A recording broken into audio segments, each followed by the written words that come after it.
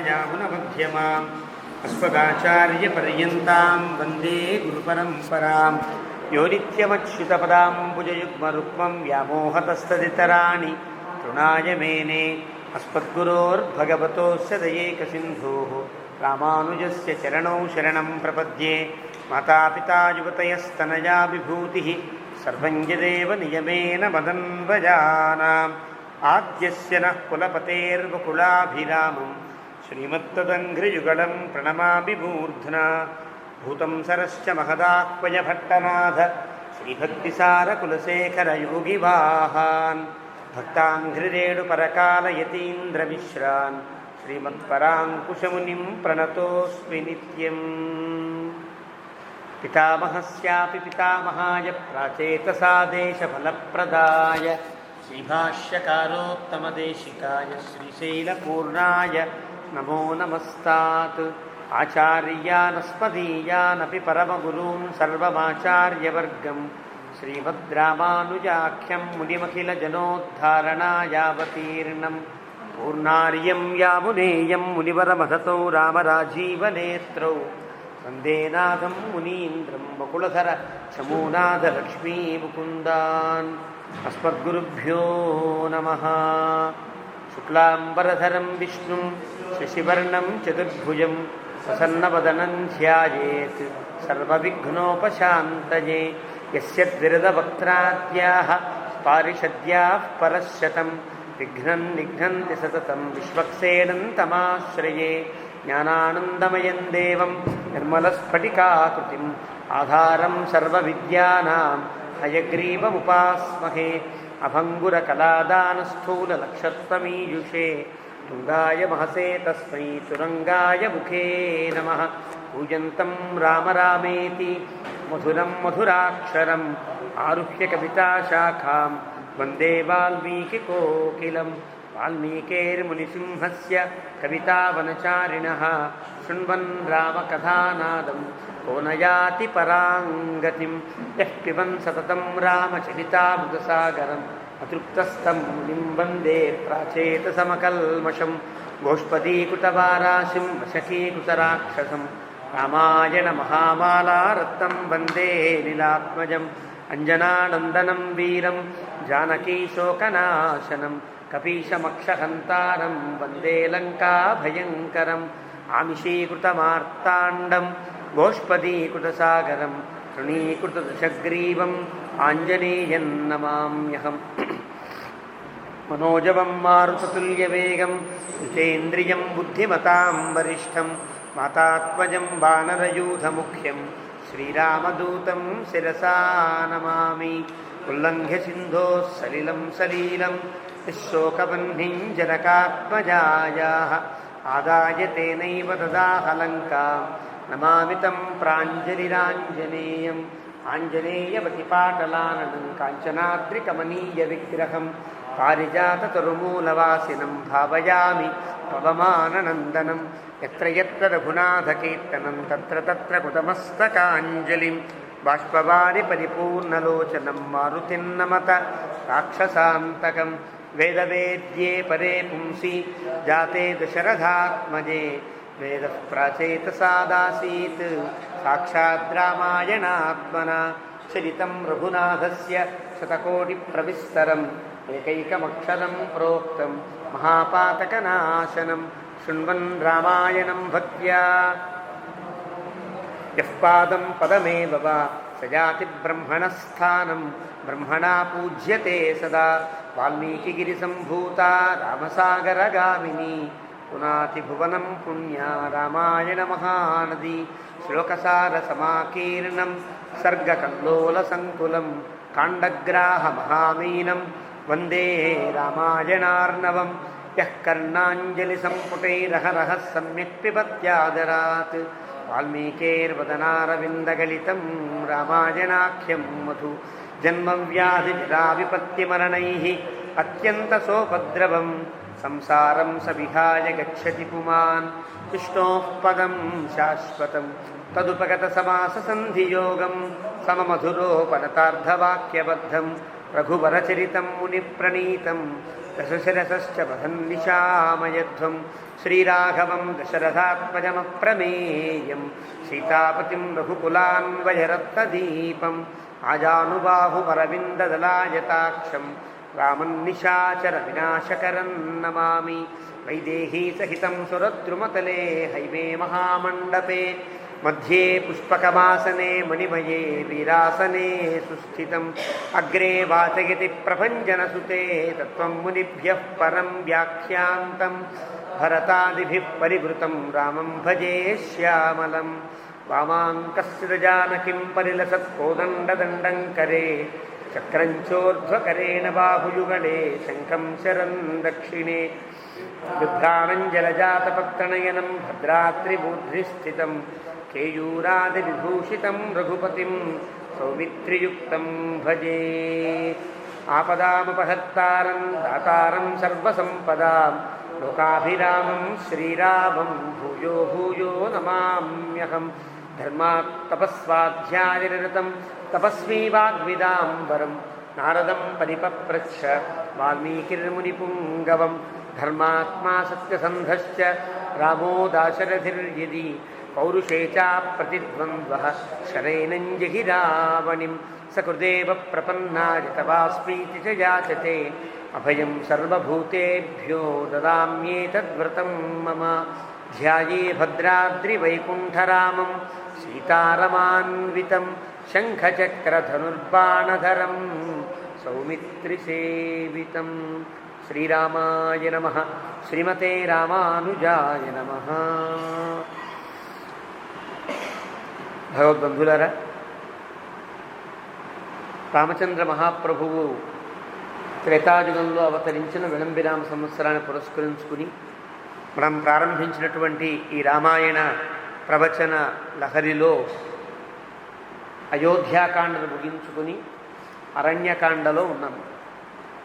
అరణ్యకాండ చాలా కీలకమైన కాండ, రామచరిత్రని మలుపు తిప్పిన కాండగా భావిస్తారు. రామకథలో ఒక పెద్ద మలుపు అయోధ్యాకాండ ఒక మలుపు, అరణ్యకాండ ఒక మలుపు, యుద్ధకాండ సరే అది పర్యవసానం కాబట్టి దీన్ని గొప్ప మలుపుగా భావిస్తారు. అలాంటి మలుపు తిప్పే కాండలో మలుపు తిప్పే సర్గై అంటే రామకథ ఒక్కసారిగా ఇంకోవైపుకు మళ్ళుతుంది. ఇప్పటిదాకా కేవలం ఒక రాజకుమారుడిగా వనవాసం చేయవలసి రావడం, వనవాసాన్ని తన మహోదయంగా భావించడం, మహర్షుల్ని సేవించడం, వారు దీవించడం, అక్కడి నుంచి బయలుదేరడం, అలా అరణ్యాన్ని చూసుకుంటూ బయలుదేరారు. అగస్త్య మహర్షుల వారి ఆదేశం మేరకు పంచవటికి చేరారు. పంచవటిలో హాయిగా ఉంటారు మీరు అని చెప్పారు ఆయన. అదే ప్రకారంగా 3 ఏళ్ల పాటు హాయిగా గడిపారు. 2.5 సంవత్సరముల పాటు గడిపారు. ఇంకొక 10 రోజులు, ఈ 10 రోజుల్లో కథంతా మలుపుతుంది. వచ్చింది ఒక ఆవిడ రావడానికి ముందే సూచన చేశాడు వాల్మీకి. ఈ 16వ సర్గ చివరి శ్లోకంలో చేశాడు. ఆ శ్లోకాన్ని మనం నిన్న మామూలుగా చెప్పుకున్నాం, ఇవాళ కాస్త విశేషంగా చెప్పుకుంటాం.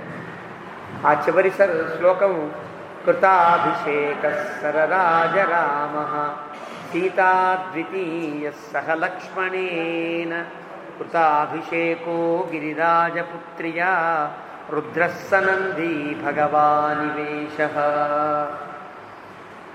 రామచంద్రమూర్తి పరమశివుడిలా ప్రకాశించాడు అనేది భగవానివ ఈశ, శివుని వలె ప్రకాశించాడు. శివునికి రాముడికి ఉండే పోలికే. దీన్ని అభూత ఉపమ అని అంటారు. అభూత ఉపమ. నిజానికి రాముడు మనకు కనిపిస్తున్నాడు తప్ప పరమశివుడు కనిపించట్ల. పరమశివుడు తన భార్య అయిన పార్వతీదేవితో స్నానం చేసి వస్తూ ఉంటే నందీశ్వరుడు కూడా నది దాకా వెళ్ళి వారిద్దరినీ ఎక్కించుకుని తాను మళ్ళీ కైలాసంగా వెళ్ళాడు అనుకో, ఎలా ఉంటుంది? అలా ఉంది సన్నివేశం. కానీ మనకి రాముడు కనిపిస్తాడు తప్ప పరమశివుని యొక్క దర్శనం కాదు. ఎందువల్ల ఎక్కడో ఉంటారు కైలాసం. దీన్ని అభూత ఉపమ అని అంటారు. అభూత మనం ఊహించలేని ఉపమానం ఎప్పుడు మనకు అందుబాటులో ఉండి ఉపమేయం అర్థం కాకపోతే, ఉపమేయం అర్థం కాలేదనుకో ఉపమానాన్ని చెప్పి ఉపమేయాన్ని నిరూపిస్తారు. ఒక రామచంద్రుని ముఖం చాలా అందంగా గుండ్రంగా చంద్రుని వలె ఉన్నది అంటాడు. చంద్రుని వలె అనేది మనకు తెలిసినటువంటి మూర్తి అలా కనిపిస్తోంది.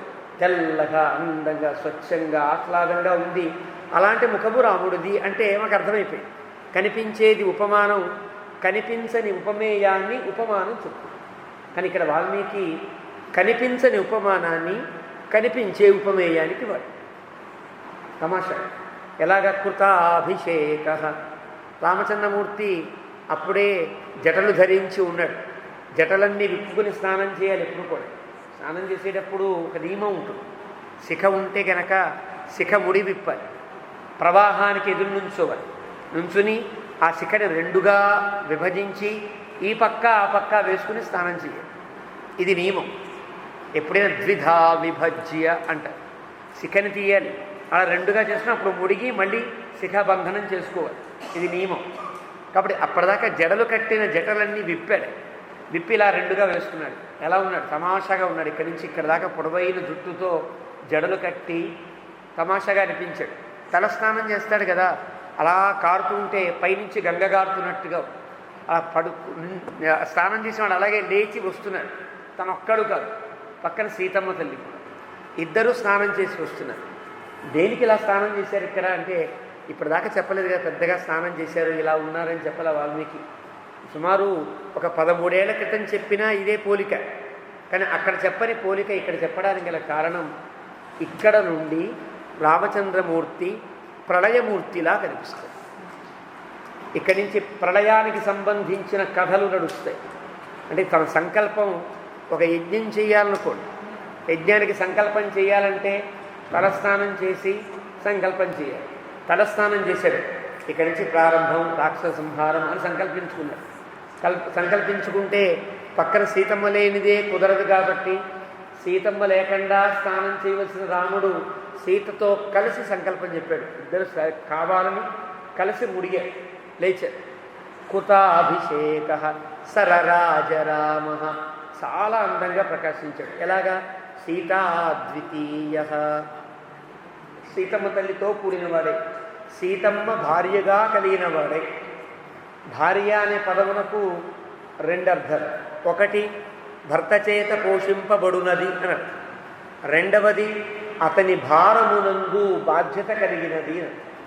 ఆయన ఏ పని చేస్తున్నాడో ఆ పనికి సంబంధించినటువంటి కష్టమో నష్టమో లాభమో సుఖమో క్షేమమో తాను అనుసరించాడు. అలాగా రాముడు సంకల్పించబోయే అతి క్లిష్టమైనటువంటి పనికి తాను సంకల్పించుకుంది. నేనైనా కష్టపడతా, మా ఆయనకి సహాయం చేస్తా అన్నట్లుగా సీతా ద్వితీయ. ఎలాగా? సహ లక్ష్మణేన, లక్ష్మణుడు అవసరమే ఈ యుద్ధంలో, ఈ యజ్ఞంకి, ఈ కొత్త యజ్ఞానికి ఆయన అవసరం. ఇలా స్నానం చేశాడు. ఇది కృతాభిషేక సరరాజ రామ సీతాద్వితీయ సహ లక్ష్మణేన, అది రాముడికి అన్నది. మళ్ళీ కృతాభిషేక, మళ్ళీ పరమశివుడికి అన్నది. కృతాభిషేక గిరిరాజపుత్ర్య, పరమశివుడు కూడా అలాగే సంకల్పం చేస్తాడు. ప్రళయకాలం అప్పుడు శివశక్త్యాయుక్త ప్రభవతి అని అంటారే, శివుడు శక్తితో కూడి ప్రళయానికి ఉపక్రమిస్తాడు. అప్పుడు కలిసి స్నానం చేసి సంకల్పం చెప్పుకుని బయలుదేరతారన్నమాట. ఏ పని చేసినా అది వైదికంగా యజ్ఞంగా భావించేస్తారు దేవతలు. దేవతలకు మన పని, మనకు యజ్ఞం ఒక పని, మన పని వేరు. కానీ దేవతలకు ప్రతి పని యజ్ఞంతో సమానం. కాబట్టి గిరిరాజపుత్ర్య, పార్వతీదేవితో పరమశివుడు సంకల్పించినట్టుగా అది ఆయనకనబడి, ఆయన ఈయన ఒకలా అని చెప్పడం కాదు అక్కడ తాత్పర్యం. అక్కడ ఎలాగైతే ప్రళయకాలానికి ముందు ప్రళయం చేసేటప్పుడు పరమశివుడు పార్వతీదేవితో కలిసి నంది సహాయముగా ఉండగా తాను సంకల్పిస్తాడో అలా సంకల్పించాడు. ఇక్కడ రుద్ర సనంది భగవానివేశ. కాబట్టి వాల్మీకి ఆ రాముని చూస్తే సాక్షాత్తుగా పరమశివుడిలాగా, ఆ సీతమ్మ తల్లి పార్వతీదేవిలాగా, లక్ష్మణస్వామి నందీశ్వరుడిలా కనిపిస్తే ప్రళయకాలం గుర్తుకు వచ్చింది అని అంటారు. దీనికి సంకల్పం ఎప్పుడు చేశాడో ఆ సంకల్పం కాగా అని ఆవిడ ప్రవేశించింది. ఎవరావిడ? శూర్పణఖ ప్రవేశించింది.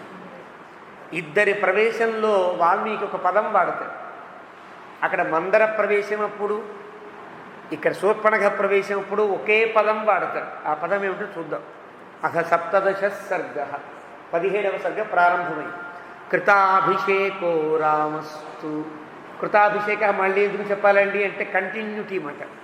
తర్వాత ఆ భావానికి దూరం అయిపోకుండా అలా స్నానము చేసిన రాముడు అని తుకారాన్ని పెట్టి సీతా సౌమిత్రిరేవచ తస్మాత్ గోదావరి తీరాత్ తతో జగ్గుస్వమాశ్రమం. వాళ్ళ ముగ్గురు మెల్లగా పైకి వచ్చారు, ఆశ్రమానికి వచ్చారు. ఆశ్రమంతముపాగమ్య రాఘవ సహ లక్ష్మణ కృత్వా పౌర్వాణ్ణికం కర్మ పర్ణశాలాముపాగమతు. రామచంద్రమూర్తి నదిలోనే అర్ఘ్యప్రదానం దాకా చేస్తారు. చేసిన తరువాత వచ్చి ఆశ్రమానికి ముందు కూర్చుని గాయత్రీ మంత్రాదులు ఉపస్థానాదులను పూర్తి చేసుకుని పౌర్వాణ్ణికం అంటే పూర్వాహ్నే క్రియమాణం కర్మ పౌర్వాహ్నికం, లేదా పూర్వాహ్నే కర్తవ్యం కర్మ, ఏదైనా కావచ్చు. అలా అవన్నీ పూర్తి చేసుకుని పర్ణశాలలోకి ప్రవేశించారు. ఉవాస సుఖితస్తత్ర పూజ్యమానో మహర్షిభి లక్ష్మణేన సహ భ్రాత్ర చకార వివిధా కథా. ఇక్కడ తమాషా మహర్షులందరితో పూజింపబడిన వాడై అని అంటాడు వాల్మీకి. ఇక్కడ ఒక్క మహర్షి ఉన్నట్టుగా దాఖలాలే ఉండవు. ఒక్క మహర్షి ఈ అడవిలోకి రాడు. వచ్చిన రాముడితో కూర్చుని మాట్లాడేవాడు. ఒకవేళ కనుక లక్ష్మణస్వామి కూడా సీతమ్మ చెప్పింది కదా అని మారీచుడు తిరిగి వెళ్ళేటప్పుడు ఏ మహర్షి సహాయం ఉండాలి కదా, ఎవరు ఉండరు. మరి ఏమిక్కడ పూజ్యమానో మహర్షిభి అంటే పూజ్యమాన అనేది షానచ్ పరిచయం అంటారు. ఆత్మనేపదిలో వచ్చే షానచ్ అనే పరిచయం వ్యాకరణ రీత్యా. అంటే ఇంకా రాముడు మహర్షుల చేత పూజింపబడుతూనే ఉన్నాడు అంటే అర్థం అక్కడ అగస్త్య మహర్షుల ఆశ్రమాల్లో ఉండేవారంతా లెక్కించుకుంటున్నారు. అయిపోయింది 13 ఏళ్ళు అయిపోయాయి, ఎప్పుడే ఒక ఏడాదే ఉంది, రాముడు ఇంకా శ్రీకారం చుట్టలేదేమి, రాముడు ఎప్పుడు బయలుదేరుతాడు ధనస్సు పట్టుకుని, ఎప్పుడు సంహారాన్ని ప్రారంభం చేస్తాడని వాళ్ళు రాముని గురించి అనుకునే మాటలే పూజ్యమానో మహర్షి. ఇక్కడ లేరు మహర్షులు, అక్కడెక్కడో ఉన్నారు. అయినా వాళ్ళు అనుకునే మాటలు రామునికి హృదయగతం అవుతున్నాయి. దాని హృదయ సంవాదం అని అంటారు. హృదయ సంవాదం అంటే ఎక్కడో ఉండే వ్యక్తి ఏదో అనుకుంటే ఇక్కడ ఉండేవాడికి అది స్ఫురించడం, తటుక్కుని స్ఫురిస్తుంది. ఒక కవి ఉంటాడు, ఒక ఉపమానం వాడతాడు. ఆ ఉపమానాన్ని ఎవ్వరూ వాడని కొత్త ఉపమానం ఇక్కడ వాడతాడు. ఎక్కడో ఉత్తరప్రదేశ్లో ఉండే కవి అదే సమయానికి అదే ఉపమానం వాడతాడు. ఎలా కుదురుతుంది? దీని హృదయ సంవాదము అని అంటారు. మనకి కావ్యం పరిభాషలో హృదయ సంవాదం. హృదయంలో ఎవరు ఏ స్థాయిలో ఏ ఉదాత్తమైన స్థితిలో ఏ భావాన్ని ఎలా ఊహిస్తారో అలా ఊహించగలిగే మరో వ్యక్తికి కలిగే అదే రకమైన ఆలోచననే హృదయ సంవాదం. ఇక మహర్షులకి రాముడికి ఉండే సంబంధం హృదయ సంబంధం కదా. రాముడికి వాళ్ళకి ఉండేటువంటి మాటలు కానీ సంకల్పాలు కానీ హృదయ సంబంధం.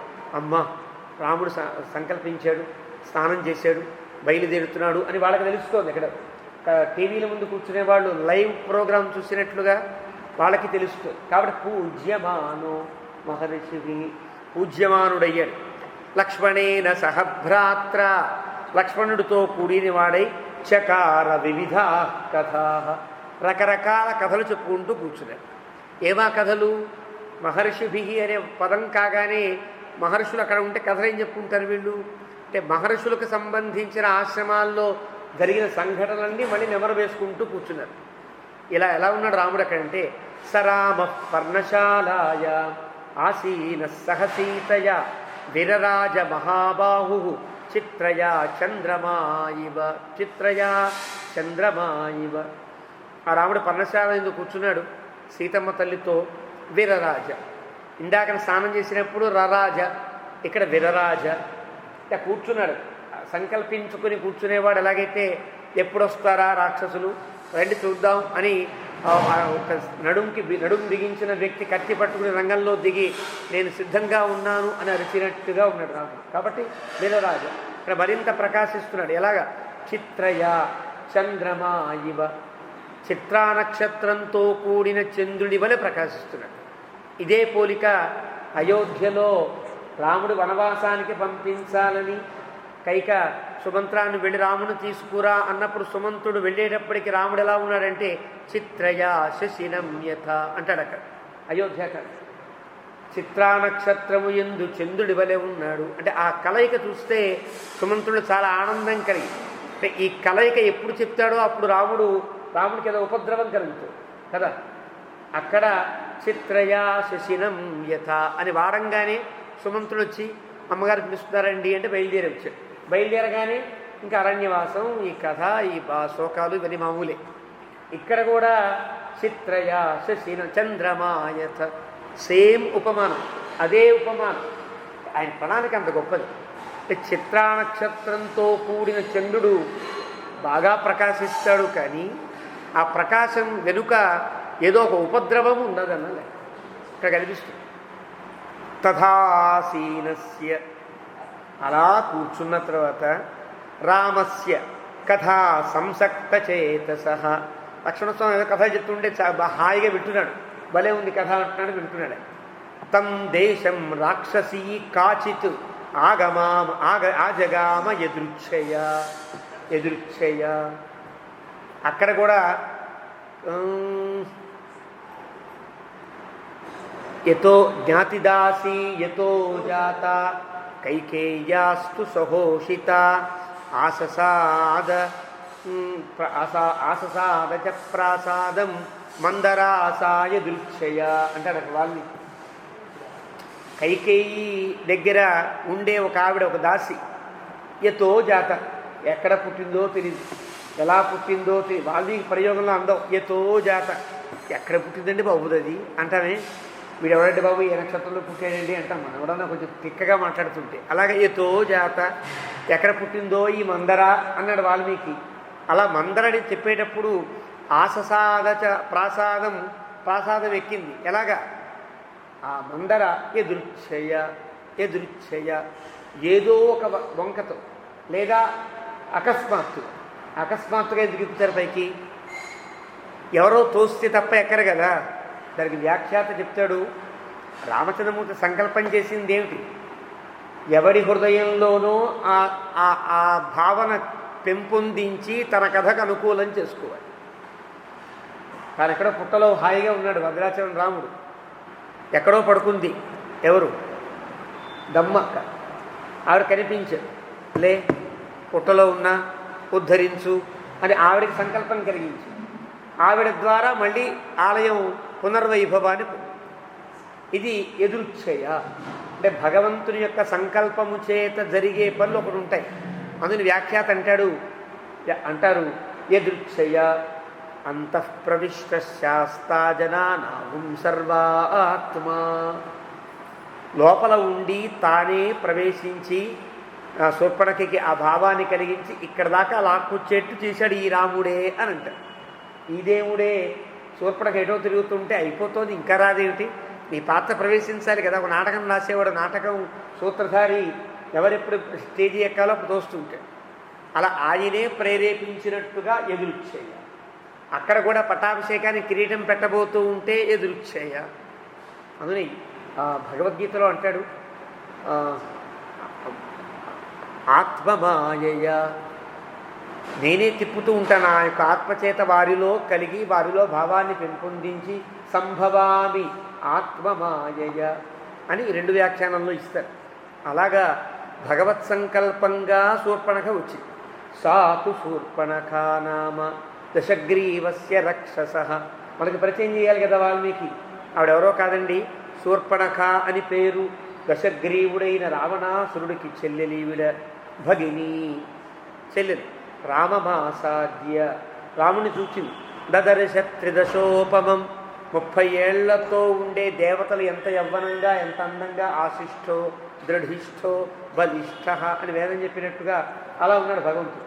రాముడు చూచింది ఎలా ఉన్నాడో రాముని వర్ణిస్తోంది. అనుకుంటోంది, అబ్బా సింహోరస్కం సింహము వలె పక్షస్థలం కలిగినవాడు, మహాబాహుం పెద్ద పెద్ద చేతులు కలిగినవాడు, పద్మపత్ర నిభేక్షణం 2 కూడా విరుద్ధ ఉపమానం. సింహోరస్కం మహాబాహుం అని సింహోరస్కం అంటే సింహంలా ఉండేటువంటి ఒక భయంకరమైన ఆకారాన్ని వర్ణిస్తున్నట్టుగానే వెంటనే పద్మపత్ర నిభేక్షణం రెండూ ఉన్నాయి ఆయన దగ్గర. చూడంగానే అమ్మో అనిపించే గుణం, వెళ్ళి ఆయన దగ్గరికి వెళ్ళి ఏదో కలవాలి అనిపించే ఒక ఆనందం రెండూ కనిపిస్తున్నాయి. అలాగా ఆజానుబాహుం, మహాబాహుం ఆజానుబాహుం రెండూ ఒకటేనా? కాదు. మహాబాహుం అంటే బలిష్టములైన పరిగల వంటి చేతులు కలిగినవాడు. ఆజానుబాహు అంటే మోకాళ్ళ దాకా వ్రేలాడే చేతులు కలిగినవాడు. ఈ రెండు మహాపురుష లక్షణాలు. దీప్తాస్యం నోరైతే బ్రహ్మాండంగా, ముఖం అయితే వెలుగుతోంది. అతీవ ప్రియ దర్శనం. ఎలా ఉన్నా రాముడు మనస్సులో ఆనందాన్ని కులిపించేటట్టే ఉన్నాడు. గజ విక్రాంత గమనం. రాముడు నడుస్తుంటే ఏనుగు నడిచినట్టుగా, అంత లావు ఉన్నాడని కాదు, అంత గంభీరంగా నడుస్తున్నాడు. ఏమో మరి ఇప్పుడే కదా వచ్చింది రాముడు నడక ఎక్కడ చూసిందంటే వచ్చి చాలాసేపు అయింది. ఓ చెట్టు వెనకాల దాక్కుని చూస్తోంది, ఏమిటి ఎవరైనా అని. మాట్లాడుకుంటున్నాడు, లేస్తున్నాడు, ఒళ్ళు విరుచుకుంటున్నాడు, నడుస్తున్నాడు. సరదాగా ఉంటుంది కదా వాడిద్దరు. అన్నదమ్ములు మాట్లాడుకుంటూ ఉంటే ఇలా బొమ్మల్లా కూర్చొని మాట్లాడుకుంటుంటే రాముడు నడక అన్ని గమనిస్తోంది. కాబట్టి గజ విక్రాంత గమనం. బా ఎంత అందంగా గంభీరంగా నడుస్తున్నాడు. జటామండలధారిణం. ఇలా నడుస్తుంటే ఏనుగు నడిచినట్టుగా, వెనక్కి తిరిగి నడుస్తూ ఉంటే ఆ జడలు ఇక్కడ దాకా వ్యాపించి ఇలా తిరుగుతున్నాయేమో. జటామండలధారిణం.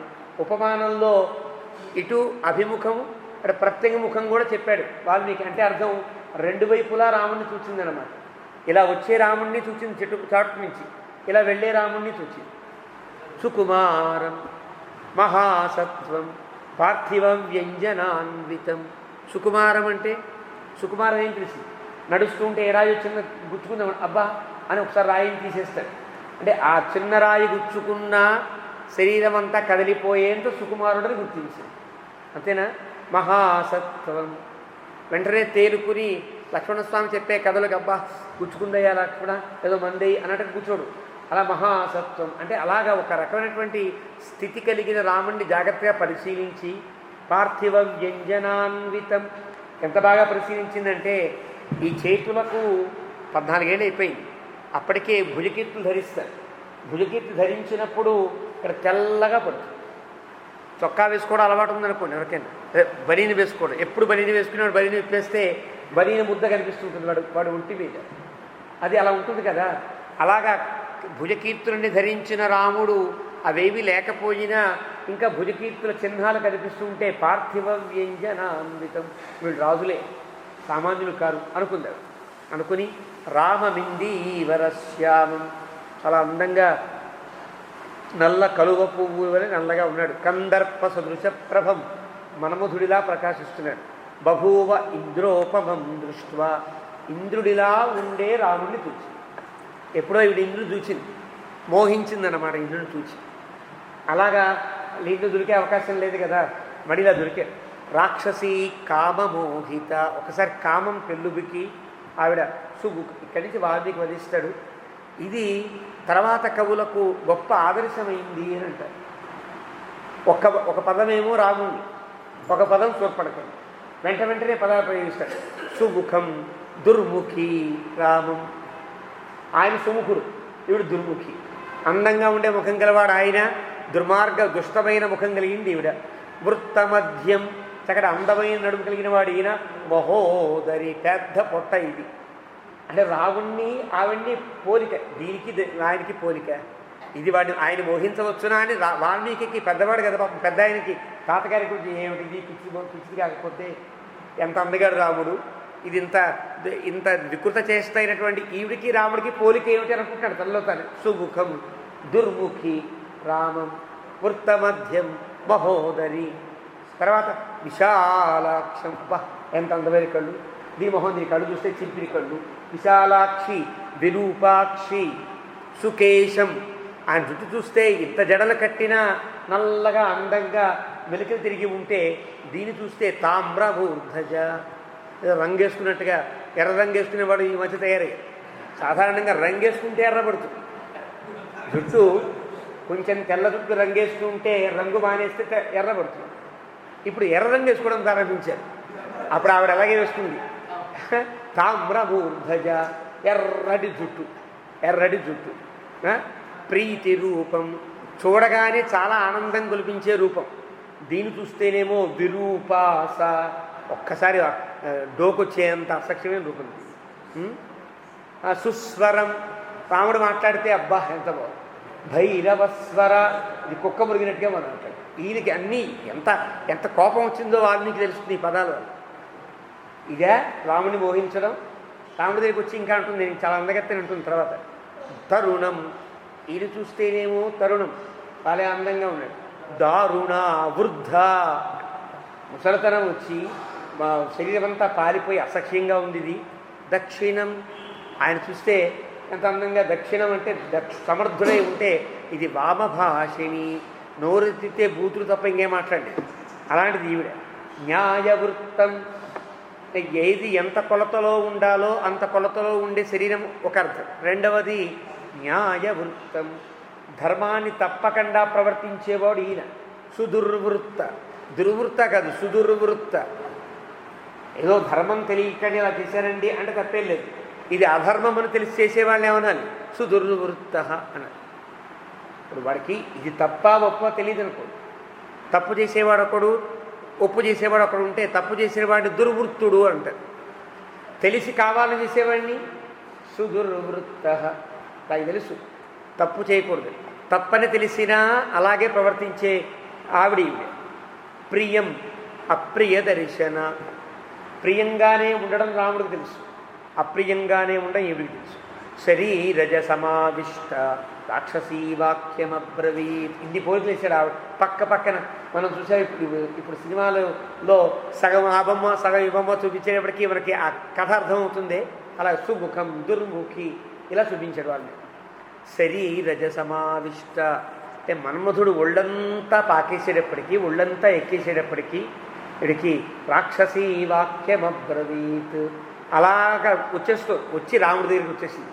వచ్చి జటీ తాపస రూపేణ సభార్య శరచాపధృతి ఆగతస్వమిమం దేశం కథం రాక్షస సేవితం. ఇలా వాల్మీకి వర్ణించే లోపే ఇవిడ ఎక్కేసింది, పర్ణశాల ఎక్కేసింది అనమాట. వాల్మీకి ఇంత వర్ణించడం దేనికంటే ఆవిడ నడిచి ఆ చెట్టు చాటు నుంచి పర్ణశాలలో రాముడి ముందు వెళ్ళేదాకా సరిపోవాలి కదా కథ. ఈయన వర్ణించాడు, సరిగ్గా ఇది కూడా నుంచుంది. రాముడు అప్పుడే చూచాడు. జటి, నువ్వేమో జడలు కట్టుకున్నావు. తాపస రూపేణ, తపస్సు చేసేవాళ్ళలో ఉన్నావు. సభార్య, నీకు భార్య దేనికయ్యా. శరచాపధృతు, తపస్సు చేసిన వాడికి కమండలం లేకుండా ఈ ధనస్సు ఏమిటి, బాణమే అడిగి. ఆగతస్వమిమం దేశం, ఇక్కడికి ఎందుకు వచ్చావు. కథం రాక్షస సేవితం, ఇది మా రాజ్యం, మా రాజ్యంలోకి ఎందుకు వచ్చావు. ఏదో మాట కలపాలి కదా, ఆయనతో మాట్లాడాలి, ఆయన మాట వినాలి, ఆయనతో సఖ్యం పొందాలి అని ఆవిడ కాబట్టి ఏదో అడిగింది. కిమాగమన కృత్యంతే, ఎందుకు వచ్చావో చెప్పు. తత్వమాఖ్యాతుమర్హసి, ఒక్క మాట నిజంగా చెప్పు అది. పాప నిజంగా చెప్పండి రాముడు ఏం చెప్తాడు. అబద్ధం చెప్పడం అలవాటు లేనివాడు రాముడు. కాబట్టి ఆవిడ అడిగింది, పెద్దల దగ్గర స్త్రీ నిలదీసి అడిగినప్పుడు అబద్ధం చెప్పకూడదు అనేది ధర్మశాస్త్రంలో ఉండే నియమం. సహజంగా ఈయనకి నిజం చెప్పడమే అలవాటు ఉన్నవాడు.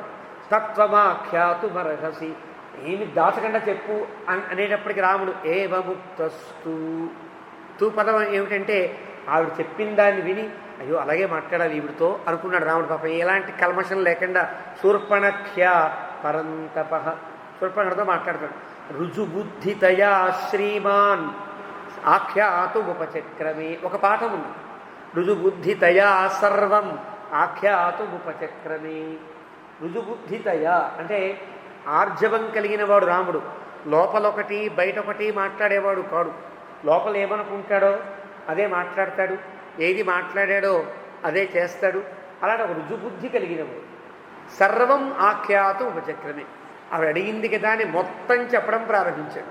ఎందువల్ల అనృతం నహి రామస్య, రాముడికి అబద్ధం చెప్పడం అలవాట్లేదు. కదాచిదపి సమ్మతం, ఎవరు చెప్పినా అంగీకరించాడు.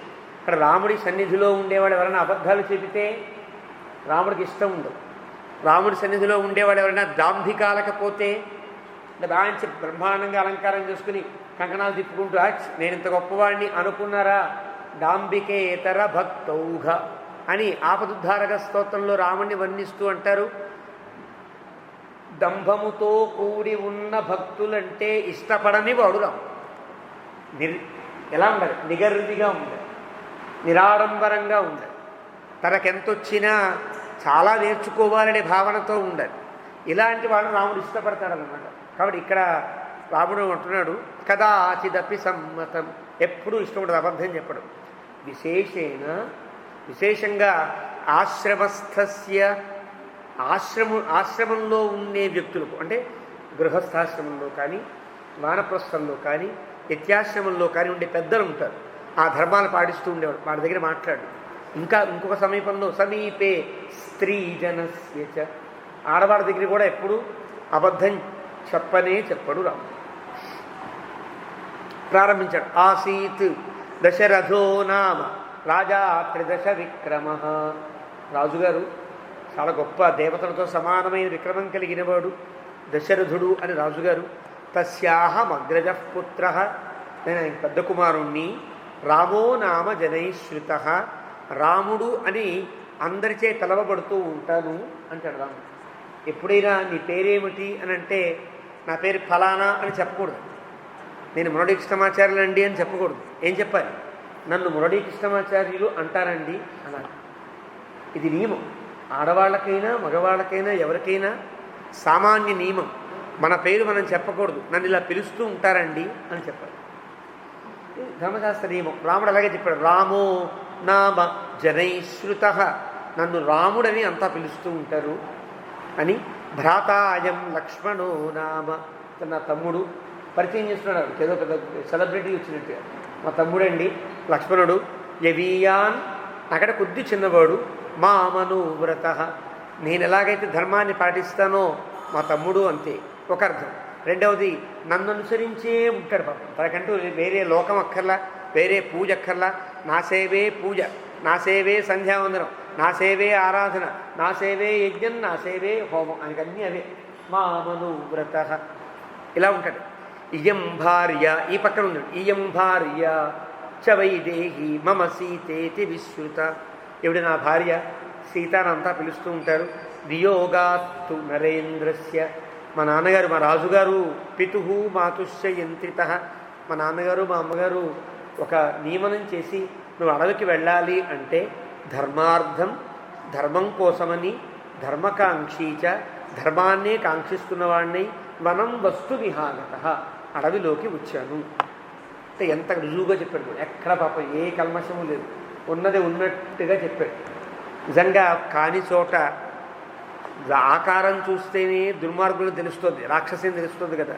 ఆయన నిజం చెప్పచ్చు సార్, ఏవో చెప్పి తప్పించుకోవాలి. అడ్రస్ అంతా చెప్పి, ఐడెంటిటీ కార్డు అంతా ఇచ్చి, ఆధార్ కార్డు ఇచ్చి, ఇది నా జీవితం అంటే ఎట్లా అన్నీ చెప్పాడు. చెప్పి త్వాంతు వేదితుమిచ్చామి కథ్యతాం కాశీ కశ్యవ, నీవెవరో తెలుసుకోవాలనుకుంటున్నానమ్మా. కథ్యతాం చెప్పవలసింది, కాశీ ఎక్కడ దానవి నువ్వు, కశ్యవ ఎవరికి చెందిన దానవి అని అడిగారు.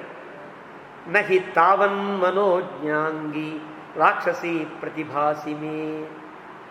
మనోజ్ఞాంగి అంటే నువ్వు పెద్ద అందగత్తెవేం కాదు, రాక్షసి ఎవరికి తెలుస్తుంది అంటారు ఎవరన్నా అన్నాడు రాముడు ఇక్కడ. అంటే అర్థం ఏమిటంటే ఈవిడ రాముడిని అడిగేసింది. రాముడు చెప్తున్నంతసేపు రాముడి మాట వినల్లా, సీతకే చూచి సీత కంటే నేను అందంగా ఉన్నానా తను అందంగా ఉందా అని చూసుకుంటుంది. ఈ స్థితిని గమనించిన రాముడు అంటున్నా హితావన్ మనోజ్ఞాంగి, నువ్వు పెద్ద అందగత్తెవేం కాదు, సీత లాంటి అందగత్తెవేం కాదమ్మా, నువ్వు రాక్షసిలా కనిపిస్తున్నావు అని చిన్న కోపం వచ్చింది. ఒక అసూయ ఉంటుంది కదా, ఎవరికైనా నాకంటే గొప్పవాడు అనేటప్పటికీ వాడికంటే నేను గొప్పవాడిని కాదా, వాడి దగ్గర ఉన్నదేంటి నా దగ్గర లేని, ఇలాగేదో ఒక రకమైన అభిప్రాయం ఉంటుంది. రాముడు మాట్లాడేంతసేపు సీతకేసి చూసి కళ్ళు ఎలా ఉన్నాయి, ముక్కు ఎలా ఉంది, ఎలా నుంచుంది, ఆవిడ నుంచున్నట్టుగా ఏదో వంకరలో నుంచుందామని చూస్తుంది. ఆవిడేమో సహజమైనటువంటి అందం భంగిమ, ఈవిడేమో కావాలి పెట్టింది కూడా ఎలా ఉంటుంది.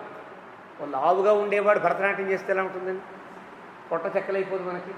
ఆయన పొట్ట ఏమవుతుందో తెలియదు కానీ మన పొట్ట చెక్కలవుతుంది కదా. అలాగా సీతలా ఉంచుందామని సీతలా ఇలా పెట్టుకుందాం ప్రయత్నం చేస్తూ ఉంటే రాముడి కోపం వచ్చి హిత అవన్మనోజ్ఞాంగి అడు చూస్తాడు.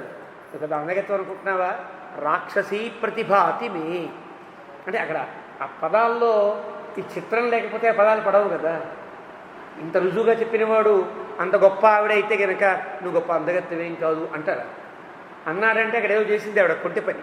అది చూచి రాముడు అన్నాడు, నీ పెద్ద రాక్షసిలా కనిపిస్తున్నావు. ఇహ వాకి నిమిత్తంత్వం ఆగతా బ్రూహి తత్వత. ఇక్కడికి ఎందుకు వచ్చావు? నువ్వు దాచుకోకుండా చెప్పు అన్నాడు రాముడు.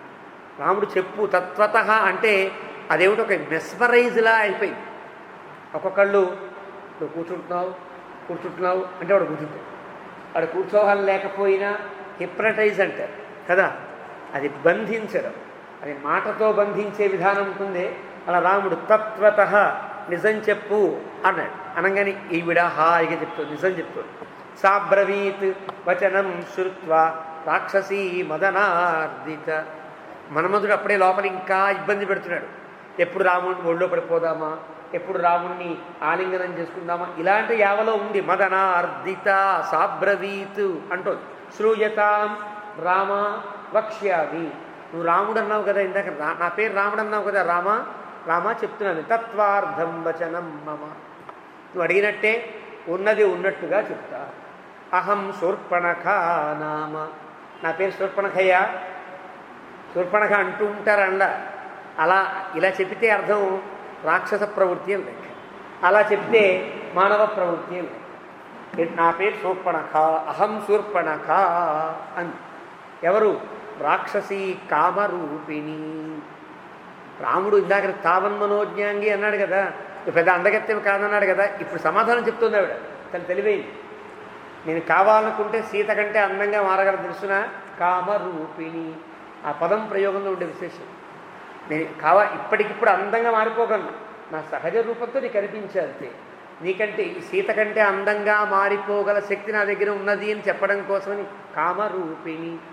అరణ్యం విచరామి ఇదం ఏకా సర్వభయంకర. అరణ్యం విచరామి, అరణ్యంలో తిరుగుతున్నా.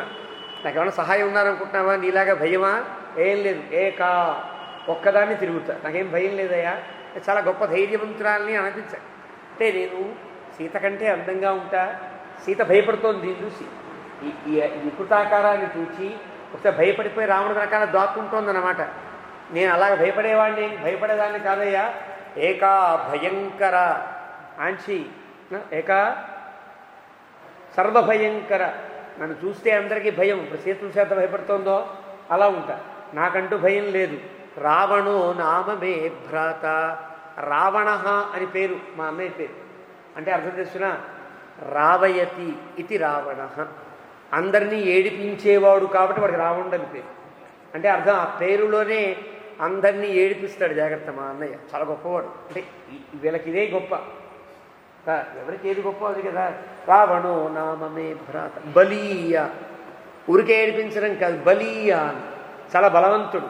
రాక్షసేశ్వర, అలాని ఏ దిక్కు దివాణం లేనివాడు కాడయ్యా. రాక్షసేశ్వర, ఉన్న రాక్షసులందరికీ ఈయనే రాజు. బలీయ రావణ, 3 క్వాలిఫికేషన్స్. రాక్షసులందరికీ ఈయనే రాజు, పైగా బలవంతుడు, ఏడిపించడమే గుణముగా కలిగినవాడు. అలాంటి వాడు మా అన్నయ్య. వీర, ఇంకా వీరుడు. విశ్రవసపుత్ర, సామాన్యుని కులంలో పుట్టాడు అనుకుంటామా? విశ్రవసో బ్రహ్మ యొక్క సంతానంలో పుట్టినవాడు. ఎదితే శ్రోత్రమాగత. ఎప్పుడు వినలేదా మా అన్నయ్య పేరు? 3 లోకాల్లో మారుమ్రోగుతూ ఉంటుందయ్యా మా అన్నయ్య పేరు. నీ తెలీదా? ఎదితే శ్రోత్రమాగత, నీ చెవిదాకా రాలేదా అని అడిగింది. ఆవిడకుండే తీరులో అడుగుతుంది. ఇంకొక అన్నయ్య ఉన్నాడు, ప్రవృద్ధ నిద్రశ్చ. మంచి నిద్ర, అతనంత నిద్ర ఎప్పుడు పోడు తెచ్చినా అది గొప్ప చెప్తుంది, గొప్పగా చెప్తుంది. మా అన్నయ్య నిద్రపోయినంత ఎవ్వరూ పోరండి, మా అన్నయ్య బూతులు తిట్టినంత ఎవ్వరు తిట్టలేడండి, ఇది గొప్ప. మా అన్నయ్య నిద్రపోయినంత గొప్పగా ఎవ్వరూ ప్రపంచంలో పోరయ్యా. ప్రవృద్ధ నిద్రశ్చ సదా, మళ్ళీ అప్పుడప్పుడు కాదు, సదా ఎప్పుడూ నిద్రపోతూనే ఉంటాడు.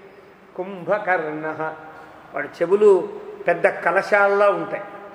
అంటే అర్థం, ఇంత పెద్ద చెవులున్నా కలశం ఎంత లోతుగా ఉంటుంది, అంత లోతుగా ఉండే చెవులున్నా పక్కన డంకా వాయించిన మెలుకు, అది కుంభకర్ణ అంటే. ఎంతంత శబ్దాలు రాని వాడికి మెలుకువే రాదు. అలాంటి కుంభకర్ణుడు మహాబల, చాలా పెద్ద బలవంతుడు. ఇది మా అన్నయ్యలు. ఇంకొక అన్నయ్య ఉన్నాడు, పనికి మాలినవాడు. విభీషణస్థు ధర్మాత్మ. తమాషాగా పెద్దలు చెప్తారు, విభీషణ విభీషణశ్చ ధర్మాత్మ అని చెప్పచ్చు కదా, అలా చెప్పాల, విభీషణస్థు అని చెప్పారు. తెలుగులో వచ్చి థు వాడా అంటాం కదా, అలాగే విభీషణస్థు ధర్మాత్మ. విభీషణుడు ఒకడు ఉన్నాడు, వాడు పనికి మన ఎప్పుడు ధర్మం దైవం యజ్ఞం హోమం వాడు ఏమిటో వాడు అలా తప్పు పుట్టాడు మా కులంలో. ధర్మాత్మ నతు రాక్షస చేష్టిత. ఒక్క మా గుణం ఒక్కటి వాడికి రాలేదు.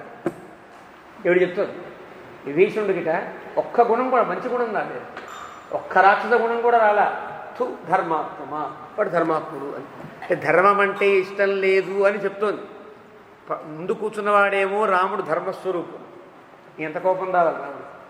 ధర్మం అంటే ఇష్టపడే రాముడికి ఇచ్చి మా అన్నయ్య ధర్మాత్ముడు చండాలుడు అనేసిందంటే ఎంత కోపం వస్తుంది చెప్పింది. ప్రఖ్యాత వీర్యౌ చరణే భ్రాతరౌ కరదూషణం. వీళ్ళే అనుకుంటున్నావా, వాళ్ళు ఎక్కడో ఉన్నారు లంకలో అనుకుంటున్నావా, ఇక్కడే మాకు ఇద్దరు అన్నయ్యలు ఉండాలి, ఖర భూషణ అని ఇద్దరు ఉండాలి. వాళ్ళ ప్రఖ్యాత వీర్యం, మంచి వీర్యం పరాక్రమం కలిగిన వారు. తానహం సమతిక్రాంత. వాళ్ళ మాట నేనేమి విన్నయ్యా అంటే, ఓహో మీ అన్నయ్యలు ఇద్దరు ఉన్నారా, అయితే మన పల్లికి వాళ్ళు ఒప్పుకోరేమో అంటావేమో అంటే ఈవిడ ఇంకా ఏమంటారు దాన్ని ఇమాజినేషన్ అలా ఒకసారి ఊహించుకు రాముడు అడిగేసినట్టు, అయితే మన ఇద్దరి పెళ్ళికి వాళ్ళు ఇద్దరు ఒప్పుకుంటారో ఒప్పుకోరో అంటావేమో. సమతిక్రాంత. బే వాళ్ళ మాట నేను విన్నయ్యా, వాళ్ళ మాట వినేదాన్ని కానీ నేను, వాళ్ళు నాకు అన్నయ్యలే కానీ వాళ్ళు ఎలా చెప్తే అలా చేయాలని నాకేం లేదు, నేనేమనుకుంటే చేసేస్తాను. అదో పెద్ద సుగుడు. పెద్దవాళ్ళ మాట వింటూ ఉంటారండి అంటే వినయమా, అదే వాళ్ళ మాటలు ఏం వినంటే వినయమా, అలా అంటాడు. రామ త్వాం అపూర్వ దర్శనాత్. నిన్ను చూస్తే ఇప్పటిదాకా చూడలేదు ఇలాంటి మగాన్ని, ఎంత బాగున్నావు, అపూర్వ దర్శనంగా ఉన్నావు. సముపేతాస్మి. అందుకని ఎక్కడో ఉన్నదాన్ని పరిగెత్తుకుంటూ నీ దగ్గరికి వచ్చారు. సముపేతాస్మి, ఉప ఇత అస్మి, రెండు ఉపసర్గలు. ఇతాస్మి పొందాను, ఉపేతాస్మి నీ దగ్గర దాకా వచ్చేసింది, రాముడికి ఎదుర్కొండా ఉంచుంది, ఎప్పుడు పుట్టుకుందావా రాముడిని అనంత దగ్గరలో ఉండాడు. సముపేతాస్మి, నీకు నేను అంకితమేనయా. భావేన భర్తారం పురుషోత్తమం. నేను భర్తగా భావించేశా, అయిపోయింది, నేను ఫిక్స్ అయిపోయా, నువ్వు కూడా ఫిక్స్ అయిపో అన్నట్టుగా మాట్లాడుతున్నా. అహం ప్రభావ సంపన్న, నేను చాలా ప్రభావ సంపన్నురాన్ని. స్వచ్ఛంద బలగామిని, నా ఇష్టం వచ్చినట్టు ప్రవర్తిస్తా, నన్ను ఎవరు ఆపేవాళ్ళు లేదు. చిరాయ భవమే భర్త సీతయా కింకరిష్యసి. ఇన్నాళ్ళకి దొరికేవయ్యా వాళ్ళ అందగారు, నన్ను పెళ్లి చేసుకో. సీత దేనికయ్యా నీకు, సీతతో ఏం చేస్తావయ్యా, వదిలిపెట్టే సీతని అంది. మాటల్లో ఉండేటువంటి ఆ తమాషా, ఆ పదాల్లోనే ఆ శూర్పణఖ యొక్క భావం బయటపడ్డంగా, అది వాల్మీకి గొప్పతనం. వికృతాచ విరూపాచ నచేయం సదృశీతవ అహమేవానురూపాతే భార్యారూపేణ పశ్యమా. ఇంకా అందంగా చెప్పి ఏ ఆనందంగా ఉందయ్యా సీత. వికృత ఏం బాగుందా, విరూప అసహ్యంగా ఉంది. నచేయం సదృశీతవ, నీకు తగిన ఇల్లాలనుకుంటున్నావా, అదే సీతలో అందమేం లేదయ్యా. అహమేవ అనురూపాతే, నేనే నీకు తగును. ఒక్కసారి నువ్వు ఎలా చూస్తావు తెలుసిన, నన్ను రాక్షసిగా చూడకు, భార్యారూపేణ పశ్యమా, నన్ను భార్య అని మనసులో అనుకుని చూడు, అప్పుడు అందంగా ఉంటా. ఎవరికైనా అంతే కదా, నిజంగా ఒక్కసారి అర్థం చూసామనుకోండి, ఇచ్చి ఇంత ఇంత అసహ్యంగా ఉన్నాడు ఏంటో అనిపిస్తుంది. అది నా మొహమే అనుకుంటే అబ్బా ఎంత బాగున్నాను అనిపిస్తుంది కదా. నిజానికి మనం ఎంత బాగుంటామో మనకు తెలియదా. అర్థం చూసుకుంటే అది నా మొహం కాదనుకోండి, అదే ఏమిటి ఇంత వికారంగా ఉన్నాడు అనిపిస్తుంది. అదే నా మొహం, ఇదే నా మొహం అనుకుంటే అబ్బా ఎంత అందగా అనిపిస్తుంది. కాబట్టి నువ్వు ఎలా చూడాలి, నన్ను భార్యారూపేణ పశ్యమా, మనసులో ఈవిడే నా భార్య అనుకుని చూడు, నీకు చాలా అందంగా కనిపిస్తుంది అందరు అని. ఇమాం విరూపాం అసతీం కరాళాం నిర్ణతోదరీం అనేన తే సహభ్రాత్రా భక్షయిష్యామి మానుషి.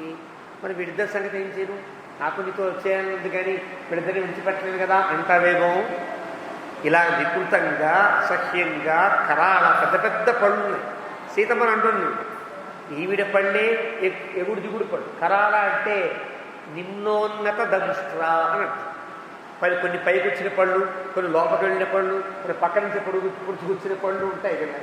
సినిమాల్లో రాక్షసుడికి ఇలా ఈ పక్క నుంచి చొప్పని చూపిస్తారే అలా ఉంది కరాళ అంటే అర్థం.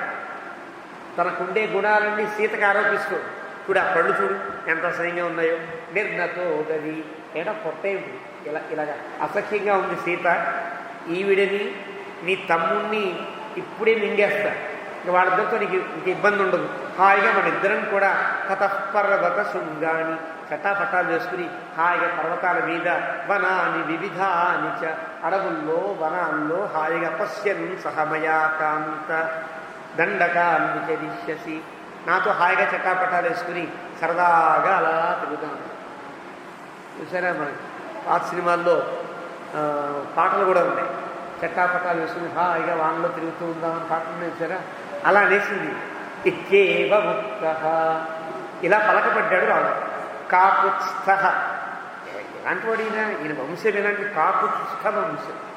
కాకుత్స్థుడు అంటే దేవతలు సైతం తమ యొక్క బ్రహ్మాద్యప్సరసలని వలగా పెట్టి కకుత్స్థుల్ని మాట బారుద్దామనుకుంటే కూడా ఏమాత్రం చలించనంత జితేంద్రుడైన కాకుత్స్థుడి యొక్క వంశంలో పుట్టిన రాముడికి తెలియదా ఈ అభిప్రాయం అని కాకుత్స్థ పదం వాడాడు వాల్మీకి. ప్రహస్య పెద్దగా నవ్వాడు. మరి నవ్వొచ్చింది. మదిరేక్షణం చూస్తే దాని కళ్ళంతా కామంతో ఎక్కిపోయినట్టుగా ఉంది, మత్తుగా ఉంది ఆ కళ్ళు.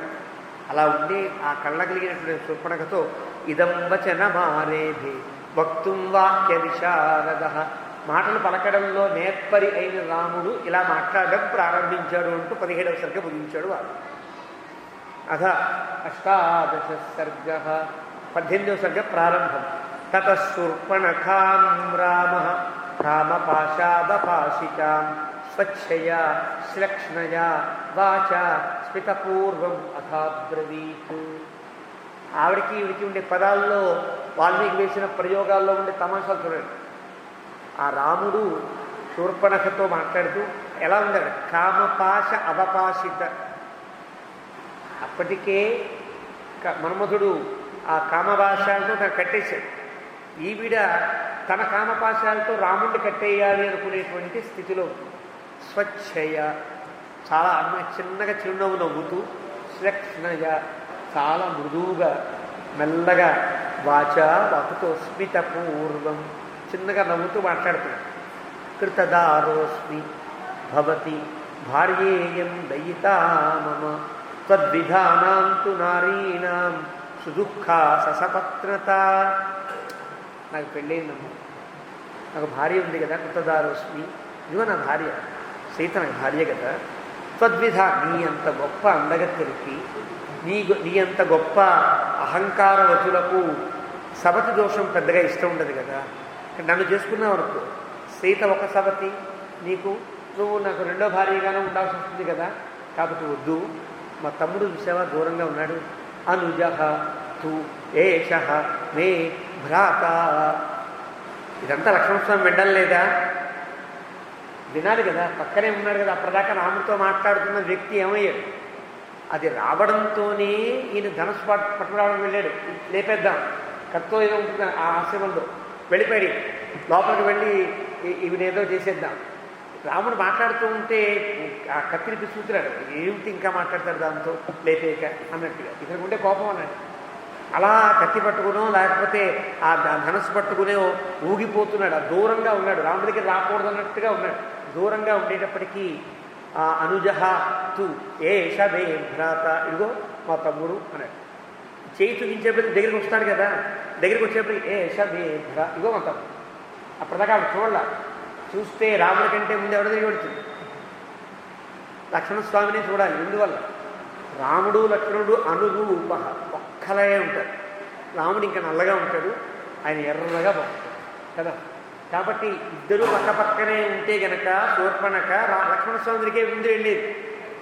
కానీ అక్కడ లేడు లక్ష్మణుడు. అది వస్తూ ఉంటేనే గబగబా లోపలికి వెళ్ళిపోయాడు కట్టుబట్టాడు. అందువల్ల చెయ్యి చూపిస్తే దగ్గరికి వచ్చాడు. మన ఏషమే భ్రాత, ఇప్పుడు చూడలేదు కదా, ఇదిగో నా తమ్ముడు అన్నాడు. అప్పుడు చూసింది శీలవాన్, చాలా గొప్ప శీలవంతుడమ్మా. ప్రియదర్శన, నాకంటే గొప్ప ప్రియదర్శనుడు. శ్రీమాన్, చాలా ఐశ్వర్యవంతుడు. ఏం కావాలి? ప్రేమిస్తూ ఉంటే ఆ ప్రేమించబడేవాడికి ఎంత స్టేటస్ ఉంది, ఎన్ని కోట్లు ఉన్నాయి, ఎన్ని కార్లు ఉన్నాయి కదా చూసి ప్రేమించాయి. శ్రీమాన్ మా వాడు మంచిగా నేను చెప్పే కదా నేను అడవిలోకి రావాల్సి వచ్చింది, వచ్చేసా కదా, ఇదిగో శ్రీమాన్. అకృతదారశ్చ 2 అర్థాలు ఇక్కడ. అకృతదార అంటే పెళ్లి కాలేదు అని అర్థం, అబద్ధం కదండి. రాముడులా మాట్లాడతారా? మాట్లాడు. మరి అకృతదార అనే పదంలో అకృత నై తత్పురుషతో కృతదార అంటే చేపట్టి భార్యతో పాటు వచ్చినవాడు కాడు అని అర్థం. అంటే పెళ్ళి అయిందా? అయింది. మరి అయిందని చెప్పాడా? చెప్పాడు. శ్రీమాన్, శ్రీమాన్ అంటే పెళ్ళయింది అని అర్థం. ఆడవాళ్ళని పెళ్ళైన వాడిని శ్రీమతి అంటారు కదండి. పెళ్ళైన ఆడవాళ్ళని శ్రీమతి అంటారు, పెళ్ళైన మగవాళ్ళని అంతే. ఇక్కడ శ్రీమాన్ తనకేమో ఐశ్వర్యవంతుని అర్థమై. రాముడు చెప్తే అబద్ధం చెప్పాడు, రాముడు నిజం చెప్తాడు. కాబట్టి పెళ్ళైనవాడు అని చెప్పాలి. పెళ్ళైనవాడు అనేటప్పటికీ మళ్ళీ అభిప్రాయం మారుతుందేమో అని, అయితే ఆయనతో వెళ్ళినా సరే అక్కడ మళ్ళీ సమతపూర్ వస్తుంది కదా, అయితే నువ్వే బెటర్ అంటుందేమో అని శ్రీమాన్. పెళ్లి కానివాడు అన్నట్టుగా చెప్పాడు. అకృతదారశ్చ భార్య లేదు అన్నాడు. ఒకవేళ పెళ్ళయింది అనుకుంటావేమో అకృతదార భార్య లేదు అంటే పుట్టింటికి వెళ్ళిపోయిందా, ఏదో అయిందా, సరిపోయిందా, పట్టరాలేదా, ఏదో నువ్వు అనుకో, నీ ఇష్టం, నీ భాష్యాన్ని తగినట్టుగా నువ్వు చేసుకో. కానీ అకృతదార భార్య దగ్గర లేనివాడు. లక్ష్మణ మమ వీర్యవాన్ ఆంచి వీర్యవంతుడు, గొప్ప పరాక్రమవంతుడు లక్ష్మణుడు.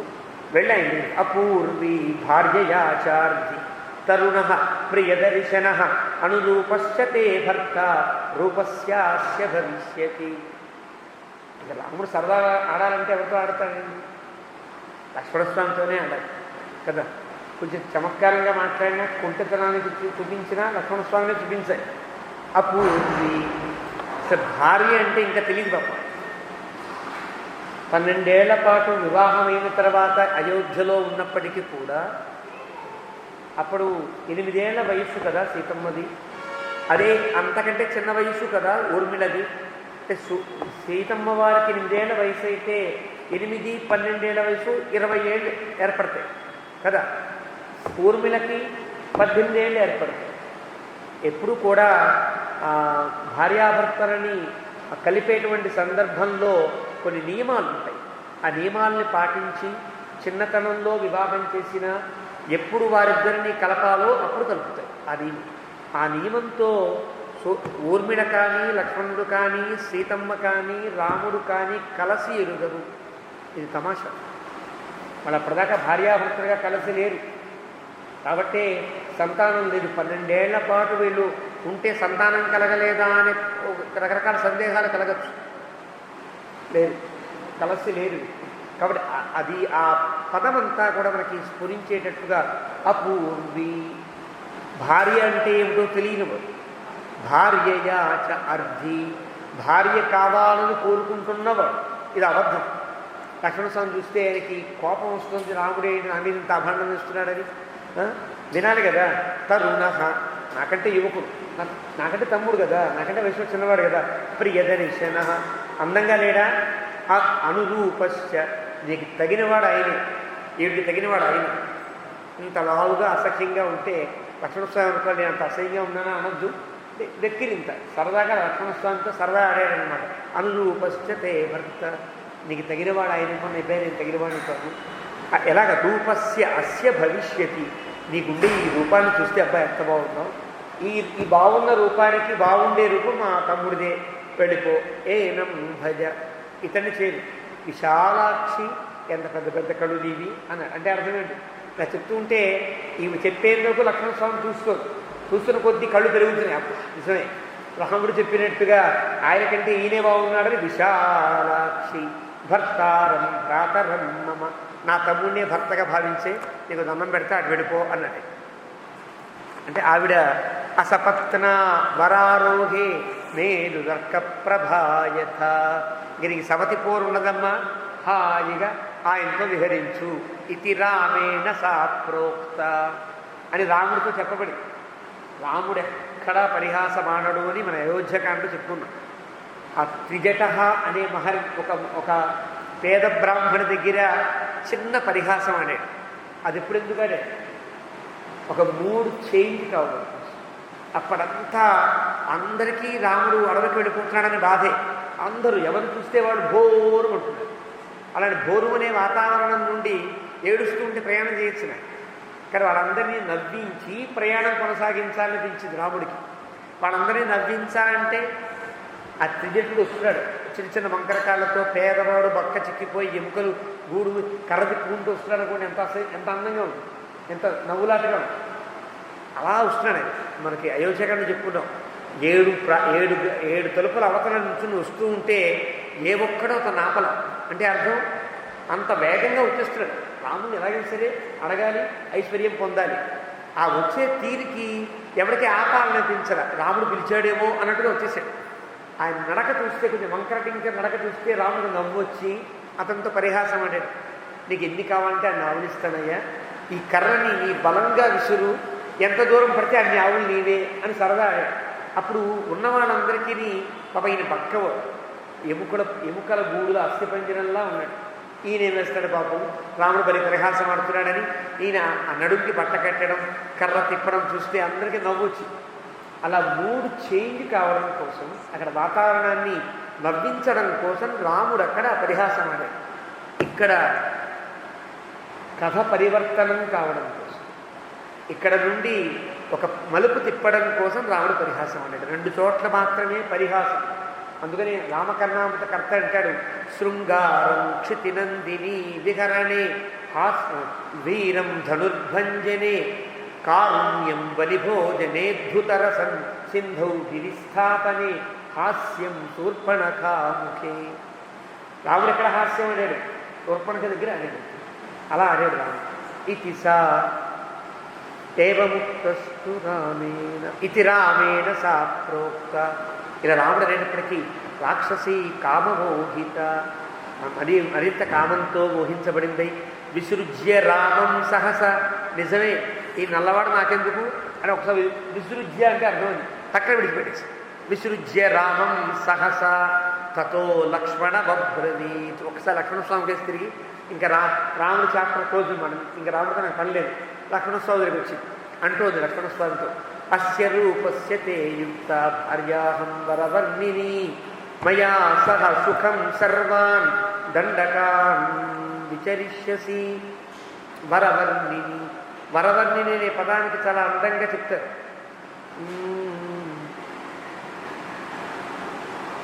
ఇక్కడ వ్యాఖ్యానంలో రాయల. వరవర్ణిని అంటే అర్థం ఎవడి మాట వినకుండా స్వైరంతో ప్రవర్తించేటువంటి ఒక మనస్తత్వం కలిగినటువంటి దానిని అని ఆవిడ చెప్పుడు. వరవర్ణిని మయా సహ, నీవే నాకు తగిన భర్తవి, నాతో హాయిగా నువ్వు విహరిద్దు కానీ అనేసింది. ఏమముక్తస్తు సౌమిత్రి. ఒకసారి అనుకోని సంఘటన, లక్ష్మణస్వామికి హాస్యాలు ఇలాంటి కామెంట్స్ నచ్చవు. స్ట్రైట్గా ఉండడం, కొడితే కొట్టేయడం, తింటే దెబ్బలు తినేయడం తప్ప వేరే పాపం వేరే ఒక మూడు కలిగిన వాడు కాడే. ఒకసారి రాముడులా చెప్పడంతోనే ఏమిటి అన్నయ్య నా మీద చూస్తున్నాడు ఈవిడ అనుకునేటప్పటికీ ఈవిడ మీదకి వచ్చేసి నువ్వే నా భర్తవి అంటే ఎలా ఉంటుంది? ఏవముక్తస్తు సౌమిత్రి.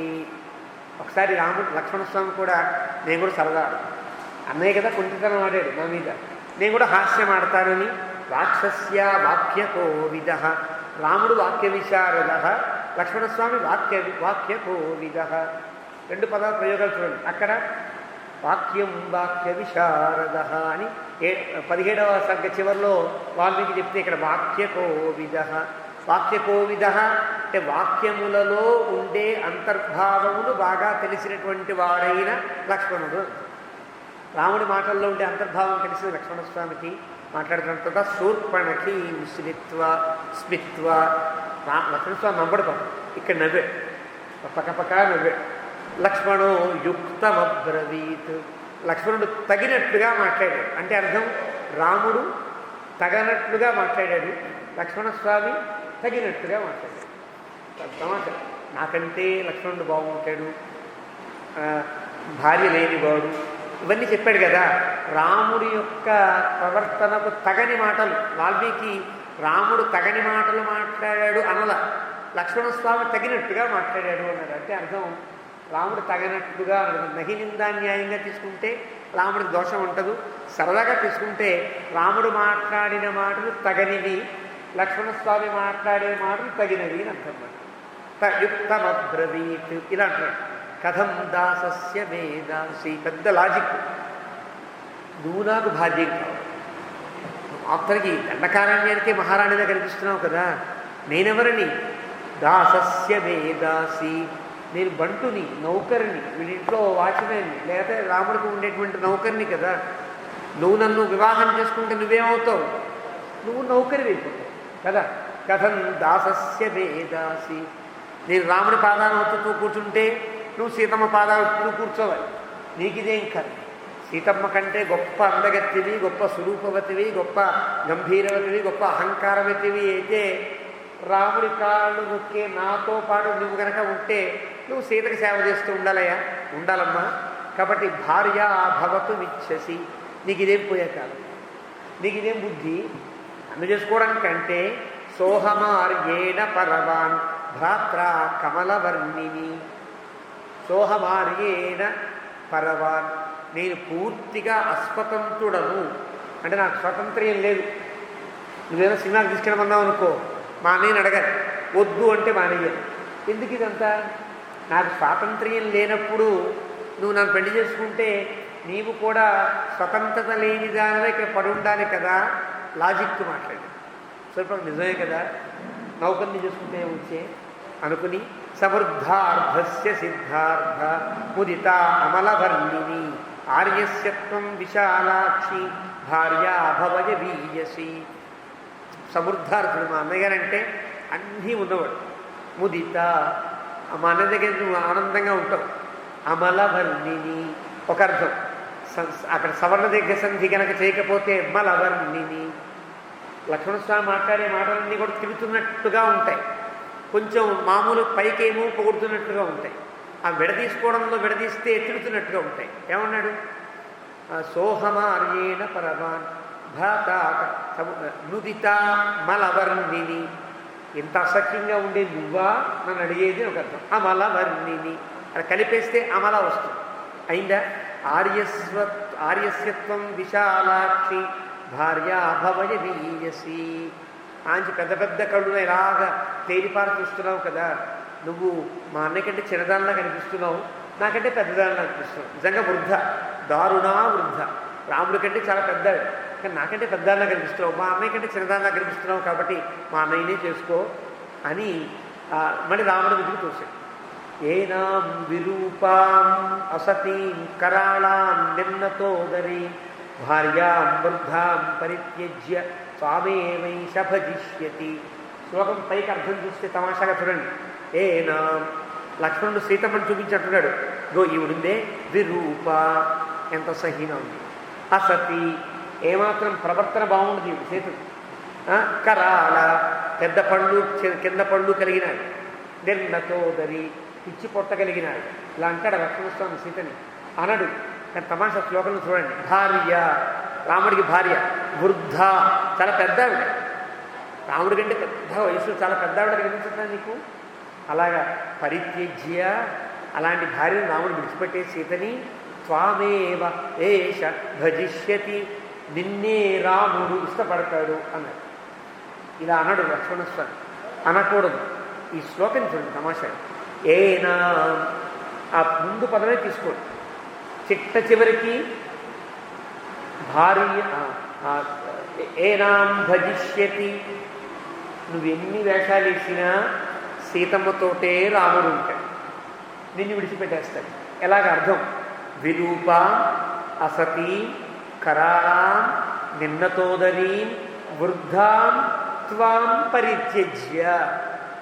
ఇంత వికారంగా ఉండే నిన్ను విడిచిపెట్టి, అంటే రెండు పాదాలు ఎప్పుడు కూడా శ్లోకానికి 4 పాదాలు లేక 2 భాగాలు ఉంటాయి. పూర్వభాగం, ఉత్తర భాగం ఉంటాయి. పూర్వభాగం అంతా ఏనాం విరూపామసతీం కరాళాం నిన్నతోదరీ. ఆ పూర్వభాగంలో మొదటి పదం తీసుకోవాలి, రెండవ భాగంలో మొదటి పదం తీసుకోవాలి. భార్య, ఏనాం భార్యాం భజిష్యతి.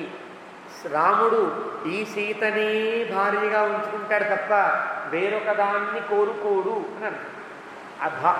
పూర్వోత్తర భాగాల యొక్క పదములు తీసుకోవాలి. మధ్యలో ఉండే పదాలన్నీ విరూప, అసతి, కరాళ, నిన్నతోదరి అయిన నిన్ను వృద్ధ పరిత్యజ్య విడిచిపెట్టేస్తాడు. ఇది అర్థం, లక్ష్మణస్వామికి ఉండే అర్థం. దానికి అర్థమయ్యేది మాత్రం వేరే అర్థం. ఓహో, సీతను విడిచిపెట్టేస్తాడా, నన్నే ముంచుకుంటాడా అనుకుని కోహి రూపమిదం శ్రేష్టం సంత్యజ్య వరవర్ణిని మానుషీ శుభరారోహే కుర్యాద్భావం విచక్షణ. ఇంత అందగత్తిని విడిచి మళ్ళీ శూర్పణఖతో ఉంటాడు. కోహి రూపమిదం శ్రేష్టం, ఇంత అందాన్ని విడిచి, ఓ శూర్పణఖ ఇంత అందాన్ని విడిచిపెట్టి, ఎవరైనా ఆఫ్టర్ ఆల్ మానవుల యందు అభిప్రాయం ఉంటుందా?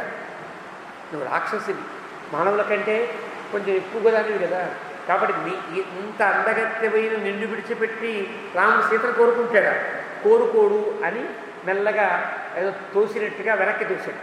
మళ్ళీ శూర్పణఖ వెనక్కి తిరిగి లక్ష్మణస్వామి మాటలతో ఇతిసా లక్ష్మణేనోక్త. ఇక్కడ వాల్మీకి అంటున్నాడు కరాళ నిన్నతోదవి. ఎవరు కరాళ, ఎవరు నిన్నతోదవి? వాల్మీకి చెప్తున్నాడు. సీతమ్మ అనుకుంటున్నారేమో ఆ కరాళ నిన్నతోదరి శూర్పణఖే అని మనకి చెప్తున్నారు. ఇక్కడ వాల్మీకి చెప్పే ప్రయోగం వల్ల పై శ్లోకంలో ఉండే ప్రయోగాలు అర్థం చేసుకోవాలి. కాబట్టి కరాళ నిన్నతోదరి శూర్పణఖ ఈవిడే, సీతమ్మ కాదు. మన్యతే తద్వచస్తథ్యం పరిహాస అవిచక్షణ. లక్ష్మణస్వామి పరిహాసమాడతాడనే ఆలోచనే లేని శూర్పణఖ. ఎప్పుడు గంభీరంగా సీరియస్గా ఉండేవాడు ఎప్పుడైనా నవ్వుతాడు? ఎప్పుడు నవ్వు. సింహం నవ్వింది అని సినిమా ఉండేది కదా. ఒక ఎన్టీ రామారావు గారు, ఆయన ప్రారంభం దగ్గర నుంచి చివరి దాకా నవ్వడు, చాలా గంభీరం. ఎంత హాస్యాలు ఆడినా ఎంత చేసినా అస్సలు నవ్వకుండా సీరియస్గా ఉంటాడు. చెట్ట చెవికి నవ్వుతాడు. ఆ సినిమా పేరుతో సింహం నవ్వింది అని సినిమా, మీకు తెలుసో లేదో తెలియదు. అలా ఎప్పుడు సీరియస్గా ఉండేటువంటి లక్ష్మణస్వామి పరిహాసం ఆడతాడని ఎప్పుడు అనుకోరు కదా. ఆ పరిహాసాన్ని గుర్తించలేకపోయింది శూర్పణఖ. సా రామం పర్ణశాలాయాం ఉపవిష్టం. అలాగే రాముడు ఎందుకు వచ్చిన పోలా లక్ష్మణస్వామి చూసుకుంటాడు లేని సీతమ్మతో కూడా పర్ణశాలలో వెళ్ళిపోతూ ఉంటే ఉపవిష్టం పరంతపం దానిలో కూర్చున్నాడు. సీతయా సహ దుర్ధర్ష. సీతమ్మతో కలిసి దుర్ధర్షుడు అంటే చూడడానికి కూడా శక్యము కానంత తేజస్సుతో ఉన్నాడు రాముడు. అప్పటిదాకా బయట కూర్చున్న రాముడు కాస్త సీతారాముడు కలిసి లోపల కూర్చున్నారు, పక్కన కూర్చున్నారు. ఇందాకైనా ఈవిడికి భయపడి సీత వెనక్కి దాక్కు పక్కన కూర్చుంటే వాల్మీకి అంటున్నాడు దుర్ధర్షం అంటే చూడడానికి కూడా శక్యము కానంత అద్భుతమైన ఒక దివ్యమంగళమైన రూపం కనిపించింది వాల్మీకి. దుర్ధర్షం ఎంత బాగున్నారు ఆ దంపతులు. ఆ దంపతులకి ఈవిడికి పోలిక అనిపించింది వాల్మీకి. అబ్రవీత్ కామమోహిత. ఇలా అంటుంది. కామం పెరిగిన కొద్దీ శూర్పణఖ ఏనాం విరూపామసతీం కరాణాం నిమ్నతోదరి. అవే పదాలు లక్ష్మణస్వామి ఏ పదాలైతే వాడాడో ఆ పదాలతోనే మొదటి పాదమంతా చెప్పింది శూర్పణఖ. ఏనాం విరూపామసతీం కరాణాం నిమ్నతోదరి వృద్ధాం భార్యాం. అక్కడ దాకా సేమ్ పదాలు. లక్ష్మణస్వామి ఏమన్నాడు? పరిత్యజ్య అన్నాడు. ఇక్కడ ఏమిటంటోంది? అవష్టభ్య. పరిత్యజ్య రాముడు విడిచిపెట్టేస్తాడు దాన్ని సీతని అన్నాడు. నేను చూస్తేనేమో ఇంకా పట్టు కూర్చున్నావు సీతని. అవష్టభ్య ఇందాక దూరంగా ఉంది సీత. నేను వచ్చాడు ఇంక సీతమ్మని ఒడిలో కూర్చోబెట్టుకున్నట్టుగా పట్టు కూర్చున్నావే. మాం నత్వం బహుమన్యసే. నన్ను ఎందుకు నువ్వు ఇష్టపడ్డంలా అంటే ఒక అహం దెబ్బతిన్నవాడు ఎలా మాట్లాడతాడు? ఉచ్చమా నీచమా తగునా తగదా ఇవేమి ఉండవు. ఒక్కసారి బయట పడిపోతాయి, బజార్లో పడిపోతాయంటారే. ఎందుకు నాకు ఈవిడ్నే పక్కన పెట్టుకుని నన్ను ఎందుకు నువ్వు ఆదరించవు, నన్ను ఎందుకు ప్రేమించవు, నన్ను ఎందుకు కామించవు అని మాట్లాడుతుంది. నత్వం బహుమన్యసే. ఎందుకు నన్ను ఇష్టపడవు. అధ్యేమాం భక్షయిష్యామి. దీని అందరికీ కారణం ఎవరు? సీత. ఈవిని మింగేస్తాడు. పశ్యతస్తవ మానుషి. కోపం వచ్చి ఒకసారి తన రూపాన్ని చూపిస్తూ నోరంతా తెరిచి ఇప్పుడే నువ్వు చూస్తుండగానే సీతమ్మను ఒక్కసారి ఏదో మింగేసినట్టుగా మింగేస్తాడు చూస్తూ. అని ఆ త్వయా సహచరిష్యామి నిస్సపత్నా యథాసు. నువ్వేమన్నావు? సపత్ని దోషం నీకెందుకు అన్నావు కదా. ఆవిడ మింగేస్తే నాకు సపతి పోరే ఉండదు కదా, అప్పుడు ఇద్దరం హాయిగా తిరుగుదాం సరేనా అని ఇత్యుక్త్వా ఇలాని మృగశాభాక్షి. అలా సదృశేక్షణ. మళ్ళీ సీతకి ఈవిడికి ఉండే పోలిక చెప్తున్నాడు వాల్మీకి. ఆవిడేమో మృగశాపాక్షి, లేడి వల్లే బెదురు చూపులు కలిగిన కన్నులు కలిగిన సీతమ్మ. ఇదేమో అలాత సదృశేక్షణ, కొరివి దయ్యానికి ఉండే కళ్ళు కలిగినటువంటి ఆవిడ. అంటే ఒక మండే నిప్పులు కొరివి అంటారు. ఇలా దిక్కుతుంటే కర్రలకు కడతారు మంటల్ని, ఎలా ఉంటాయి కళ్ళు, అలా ఉంది, ఆ కళ్ళతో ఉంది. అభ్యధావతు సుసంక్రుద్ధ, ఒకసారి పరిగెత్తింది సీతమ్మ వైపు. అప్పటికే సీతమ్మ కొంచెం దూరంగా వెళ్ళిపోతుంది భయం వేసి. పరిగెట్టి మహోల్కా రోహిణీ వివ, రోహిణీ నక్షత్రాన్ని మింగివేయడానికి వస్తున్న మహోల్క వలె ఉన్నది అని అంటారు. ఇక్కడ వ్యాఖ్యాతలు చెప్తారు, ప్రళయకాలంలో రోహిణీ నక్షత్రాన్ని కబళించుట అంటే ఒక ఉల్క కబడిస్తుంది. రోహిణీ నక్షత్రాన్ని కబళించడం అంటే మహాప్రళయం రావడానికి సూచన. జ్యోతిష్శాస్త్రంలో కొన్ని గ్రహాల కూటమి కలిగిన ఒక నక్షత్రం గనక మింగుడు పడి అన్న నక్షత్రం యొక్క కాంతిని పోగొట్టుకున్న మహాప్రళయాలు సూచన చేస్తాయి. కొన్ని చుక్కలు అంటారు. చుక్కలంటే అర్థం ప్రాకృతికమైన, భౌగోళికమైన, ఖగోళికమైనటువంటి మార్పులను చెప్పడానికి గుర్తులు అవన్నీ కూడా నక్షత్రాలు ఉంటాయి. కాబట్టి ఒక రోహిణీ నక్షత్రాన్ని మింగేయడానికి ఏదైనా ఉల్క పడింది అంటే అది ప్రళయానికి దారితీస్తుంది అనమాట. ఆ పోలిక ఇక్కడ వాల్మీకి పెట్టాడు. జ్యోతిష్శాస్త్రంలో ఉండేటువంటి అంశం వాల్మీకి అక్కడక్కడ విందా ముహూర్తమని కొన్ని ముహూర్తాలు చెప్తాడు. అవన్నీ కూడా జ్యోతిష్శాస్త్రవేత్తనే తప్ప ఇంకెవరికి తెలియవు. అవన్నీ కూడా జటాయువు యొక్క మరణం దగ్గర చెప్తాడు. మంచి ముహూర్తమయ్యా ఇది అని చెప్తాడు. అక్కడ చెప్పుకుందన్నమాట. అలాగా రోహిణీమివ, అలా రోహిణీ నక్షత్రాన్ని మింగే ఉల్కలాగా ఒకసారి సీతమ్మ వైపుకి దూకుతోంది. తాం మృత్యుపాశ ప్రతిమ, ఒక మృత్యుదేవతలా ఉంది. ఆ పతంతి మహాబల, పడుతూ ఉంటే రాముడికి చాలా కోపం వచ్చింది. ఒక్కసారి లేచి నిగృహ్య రామ, నిగృహ్యాన్ని పట్టుకుని అని అర్థం. కనుక పట్టుకోవడానికి వీళ్ళు రాముడు ఎప్పుడు కూడా టచ్ చేయడు, పరాయి స్త్రీని ముట్టుకోకూడదని రాముడి యొక్క నియమాల్లో ఒకటి. నిగృహ్య అంటే అర్థం. ఒకసారి అన్నాడు, ఒకసారి యా అంటారే కోపం వస్తే. ఒకసారి రాముడు అలా అరిచేటప్పటికీ అప్పటిదాకా మృదువుగా ఉండే రాముడి కంఠం విందేమో, ఒకసారి రాముడు గంభీరంగా కోపంగా హుంకరించేటప్పటికీ నిగృహ్య రామ కుపిత. ఒకసారి కోపంతో రాముడు ఎదుర్కొంటా నిలబడ్డాడు. సీతమ్మ వెనకాల ఉంది, ఆవిడ మింగడానికి వస్తుంది. రాముడు ఇలా వచ్చి ఎదుర్కొంటా నుంచున్నాడు. జాగ్రత్త అన్నాడు. లక్ష్మణమబ్రవీత్, లక్ష్మణస్వామితో అంటున్నాడు, క్రూరై అనార్యై సౌమిత్రే పరిహాస కథంచన. ఇలాంటి దుర్మార్గులతోనా మనం పరిహాసం ఆడేది? లక్ష్మణ ఆడిందెవరు? ఈయన ఆడినప్పుడు బాగానే ఉంది. లక్ష్మణస్వామి ఆడితే కోపం వచ్చింది కదా. అంటే అర్థం పరిహాసం ఇంకా చాలును, పరిహాసంతో ఇంకా పని లేదు. క్రూరై అనార్యై, ఇక్కడ నుండి మనం పరిహాసం ఆడదలుచుకుంటే లక్ష్మణ ఎప్పుడూ రాక్షసులతో కానీ అసురులతో కానీ ఎవ్వరితో పరిహాసం ఆడడానికి వీల్లేదన్నమాట. ఇక పైన లక్ష్మణస్వామి కిష్కింధలో కనిపిస్తాడు. రాముడు మెల్లగా చెప్పిరా అన్న పరిహాసం ఏమీ లేకుండా క్రూరంగానే చెప్తాడు. అంటే ఒక్కొక్క పాఠము లక్ష్మణస్వామికి అలా కొంతకాలం సాగుతుంటుంది. అలాగా పరిహాస కథంచన నకార్య పశ్య వైదేహీం కథంచిత్ సౌమ్య జీవతి. సీత భయపడిపోయి అలా వంగిపోయి కూర్చునిపోయిందో మూలకి భయంతో. అంత దృశ్యం చూసేటప్పటికీ విచార సీత ఎంత భయపడుతుందో. లక్ష్మణ ఇమాం విరూపాం అసతీం అతిమత్తాం మహోదరి రాక్షసీం పురుషం వ్యాఘ్ర విరూపయితుమర్హసి. చాలా కోపంగా ఒక ఆజ్ఞాపన చేశాడు. ఇలాంటి ఈ వికృతురాలుగా ఉండేటువంటి ఈవిడ, ఈ రాక్షసి అసతి, ఏమాత్రం సరైనటువంటి ప్రవర్తన లేనిది, అతిమత్త మదించిపోయింది, కామంతో కళ్ళు నెత్తికెక్కినట్లుగా ఉన్నాయి. మహోదరి పెద్ద పొట్టగలిగినది రాక్షసి. ఈ రాక్షసిని విరూపయితుమర్హసి, సంపద్దు లక్ష్మణ కొంచెం కత్తిరించి పంపించు. విరూపయితుమర్హసి అంటే విరూపం చేసి పంపించు అన్నాడు. ఈయన ఇక్కడ అన్నాడు. కానీ భోజరాజు గారు చాలా అందంగా చెప్తారు. భోజరాజు ఇలాగా ముక్కు చెవులు కోసేయి అని రాముడు చెప్పాడే చెప్పరు. శూర్పణఖకి లక్ష్మణస్వామి ఏం చేశాడు అంటే చిన్న సర్జరీ చేసి పంపించాడు. అంటే అందంగా ఉన్నాను అనుకుంటుంది. ఇవి పెద్ద ముక్కు ఉంది అంటే అందంగా ఉంటుంది. పెద్ద పెద్ద చెవులు ఉన్నాయి, అందంగా ఉండదు కదా. ఎంత చెవులు ఉంటే బాగుంటుందో అంత చెవులు కట్ చేశాడు. ఎంత ముక్కు ఉంటే అందంగా ఉంటుందో అంత ముక్కే కట్ చేశాడు అన్నమాట. అంటే శూర్పణఖని అందంగా చేశాడయ్యా అని భోజనాలు తమాషాగా అంటాడు. కానీ ఇక్కడ రాముడు విరూపయుతు మర్హసి, దానికి విరూపాన్ని కలిగించు తప్ప దాన్ని సంపద్దు అని చెప్పాడు. విరూపం అంటే ఎప్పుడైనా తమాషా, ముసల్మాన్లంతా కూడా మన ఆలయాల మీద పడి ఆలయాలని ధ్వంసం చేసే సమయంలో విగ్రహాలు ఉంటాయి. ఆ విగ్రహాల్ని కాళ్ళు చేతులు కొట్టే ముక్కు చెవులు కట్టేసేస్తారు.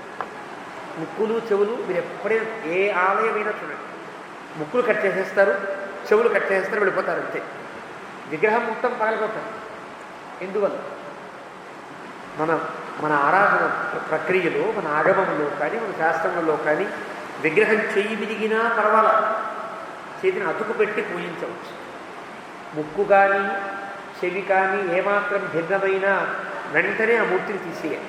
ఈ నియమం రాముడు అందుకనే ఈవిడ ఎందుకు పనికిరానిది కాబట్టి ఆ రెండు తీసిపారే అన్నాడు రాముడు. అల్లా లక్ష్మణస్వామికి అది శాస్త్రం తెలుసు కాబట్టి ఆ రెండు కట్ చేశారు.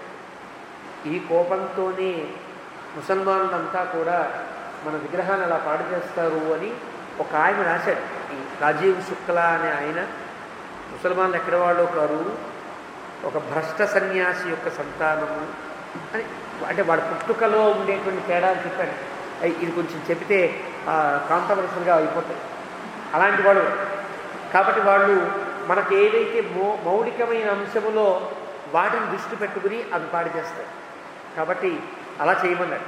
ఒక్కసారి ఇత్యుక్త ఎప్పుడు చెప్పాడో లక్ష్మణ తస్యాహ క్రుద్ధ రామస్య పారిశ్వత, పరిగెత్తుకుంటూ వచ్చాడు రాముడి పక్కకి. ఒకసారి పక్కకి లాగారు, లాగి ఉద్ధృత్య ఖడ్గం చిచ్ఛేద. కత్తెలా వస్తుందండి అంత అంత అంత స్థితిలో వెంటనే వచ్చి కత్తెలా పట్టుకుంటాడు. ఆల్రెడీ ఇందాక నేను చెప్పానే కత్తి పట్టుకొచ్చి సిద్ధంగా ఉన్నాడే, అందుకని ఆ ఆలస్యం. కత్తి పట్టుకుని చిచ్ఛేద కర్ణనాశం మహాబల, కర్ణములు ముక్కుని ఆయన చిచ్ఛేద కత్తిరించి పారేశాడు. నికృత్త కర్ణనాశాతు, తెగ్గొట్టబడిన కర్ణములు ముక్కు కలిగినటువంటి ఆ శూర్పణఖ విస్వరం సా వినద్యచ, సరి భొల్లుమని ఏడ్చింది, గట్టిగా అరిచింది.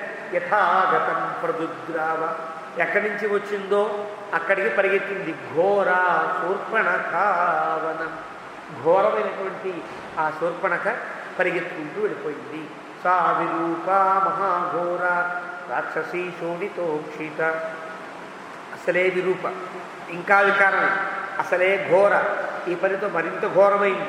రాక్షసి శోణితోక్షిత, ముక్కు నుంచి చెవు నుంచి రక్తం కారిపోతూ ఉంటే ననాగ వివిధాన్ నాగా యథా ప్రావృషితో యద, రకరకాలుగా అరుస్తూ రకరకాలుగా తిడుతూ యథా ప్రావృషితో యద, ఎలాగైతే వర్షాకాలంలో మేఘం ఎక్కడ ఎక్కడ ఉరుగుతోందో తెలియదు, ఎక్కడ మెరుస్తుందో తెలియదు, అలా ఉంటుందే అలాగా ఆ మేఘం ధ్వనించినట్టుగా ధ్వనిస్తూ భయంకరమైనటువంటి ధ్వనితో పరిగెడుతుంది. సాధిక్షరంతి రుధిరం, రక్తం కారిపోతూ ఉంటే బహుధా ఘోరదర్శన ప్రవృత్య బాహూగర్జంతి ప్రవివేశ మహావనం, రెండు చేతులు పైకెత్తి అన్నా అంటూ పరిగెడుతుంది. కడదూషణ దగ్గర పరిగెడుతుంది. తతస్తు రాక్షస సంఘ సంవృతం కరంజనస్థానగతం విరూపిత ఉపేత్యతం భ్రాతరముగ్రదర్శనం పపాత భూమౌ గగనాతు యథాశని. తతస్తు సా, అలా శూర్పణఖ రాక్షస సంఘ సంవృతం, రాక్షసులందరితో పెద్ద మీటింగ్లో ఉన్నాడు ఆయన, ఏదో సభ నడుస్తుంది. ఖరుడు, ఖరహ అంటే గాడిద అని అర్థం సంస్కృతంలో, వాడి పేరే గాడిద, వాడు గాడిద. ఖరం జనస్థానగతం, జనస్థానంలో ఉన్నాడు వాడు. విరూపిత, అలా వికారం చేయబడ్డ ఈ శూర్పణఖ ఉపేత్యతం భ్రాతరం, దగ్గర దాకా వెళ్ళిపోయి అనేది వెళ్ళిపోయి ఉగ్రదర్శనం, కోపంతో ఒక్కసారిగా సభలో కనుక ఉంటే ఎవరు వచ్చి డిస్టర్బ్ చేయకూడదు కదా, ఒక కోపం వచ్చింది. ఏమిటో వచ్చావు అని కోపంతో చూశాడు. పపాత భూమౌ గగనాతు యథా అశని, పైనుంచి పిడుగుపడ్డట్టుగా ఢామని కాలవేది ఒక్కసారి వచ్చి కింద భూమి మీద పడింది. తతస్స భార్యం భయమోహమూర్ఛిత సలక్ష్మణం రాఘవమాగతం బలం విరూపణం చ ఆత్మని శోణితోక్షిత ప్రశంస సర్వం భగినీ కరస్య సా. ఒక్కసారిగా రాముడు అనేవాడు వచ్చాడు, తమ్ముడితో కలిసి వచ్చాడు, భార్యతో కలిసి వచ్చాడు, నన్ను ఇలా ముక్కు చెవులు కోసేశాడు అంటూ తనేం చెప్పిందో చెప్పలా, తనేం చేసిందో చెప్పలా, రాముడి కథ చెప్పేసింది. రాముడు వచ్చాడు, రాముడట వాడు తమ్ముడితో వచ్చాడు, భార్యతో వచ్చాడు, నాకు ఈ ముక్కు చెవులు కోశాడు అంటూ భగినీ ఖరస్య సా మొత్తం కూడా వివరించింది అంటూ అష్టాదశ సర్గ 18వ సర్గని వాల్మీకి ముగించాడు. మళ్ళీ మనకి శని ఆదివారాల్లో ప్రవచనం ఉండదు. మళ్ళీ బుధ గురువారములలో మళ్ళీ ప్రవచనం ఉంటుంది. మళ్ళీ ప్రయాణాల కారణంగా మళ్ళీ బుధ గురు మాత్రం ఆ 2 రోజులు ప్రవచనాన్ని, వారానికి ఉండే ప్రవచనాన్ని ఇబ్బంది లేకుండా చెప్పుకుంటాం. ఆ రకంగా శూర్పణఖ కరుడుతో చెప్పే మాటలు కూడా చాలా విచిత్రమైన మాటలు, వ్యాఖ్యాతలంతా ఎక్కువ వివరించే మాటలు, నిత్యము మనం అనుసంధానం చేసిన శ్లోకాలు ఈ శూర్పణఖ మాటల్లో ఉంటాయి. చాలా మంచి మాటలు అవి. 19వ సర్గలో మళ్ళీ మనం బుధవారం నాడు చెప్పుకునే ప్రయత్నం చేద్దాం. రామానుగ్రహం చేత ఇక్కడి దాకా మనం కథని ప్రతి శ్లోకార్థ ప్రవచనము అని పెద్దలు ఒక సంకల్పం చేసినందుకు గాను ప్రతి శ్లోకము అర్థం చెప్పుకోవాలనేటువంటి తాపత్రయం. ఆ ప్రతి శ్లోకంలో ఉండే అర్థం అంతా చెప్తున్నాను నేను అనుకోవట్లేదు అని మీరు కూడా అనుకోకండి. చాలా తక్కువ ఆ తెలిసినటువంటి భావంలో నాకు తెలిసిందే చాలా తక్కువ. ఆ తక్కువ భావాన్ని చెబుతూ ప్రతి శ్లోకంలో అర్ధ ప్రవచనం అంటే నాకు తెలిసినంత అర్ధ ప్రవచనం చేస్తూ ఇక్కడ దాకా రాగలిగాం రామానుగ్రహం చేత. ఇక్కడ బుధవారం నుంచి శూర్పణఖ వృత్తాంతాన్ని తెలుసుకునే ప్రయత్నం చేద్దాం. ఏవమే తత్పురావృత్తం ఆఖ్యానం భద్రమస్తువః ప్రవ్యాహరత విశ్రబ్ధం బలం విష్ణో ప్రవర్ధత లాభస్తేషాం జయస్తేషాం కుతస్తేషాం పరాభవః ఏషామింద్రియరస్యామో హృదయస్థో జనార్దనః కాలే వర్షతు పర్జన్యః జవీసస్య శాలినీ దేశోయం క్షోభరహితః బ్రాహ్మణాः సంతు నిర్భయాः కావేరీ వర్ధతాం కాలే కాలే వర్షతు వాసవః శ్రీరంగనాథో జయతు శ్రీరంగశ్రీశ్చ వర్ధతాం ప్రజాభ్యః పరిపాలయంతాం న్యాయేన మార్గేణ మహీం మహిషాः గోబ్రాహ్మణేభ్యः సుఖమస్తు నిత్యం లోకాः సమస్తాः సుఖినో భవంతు.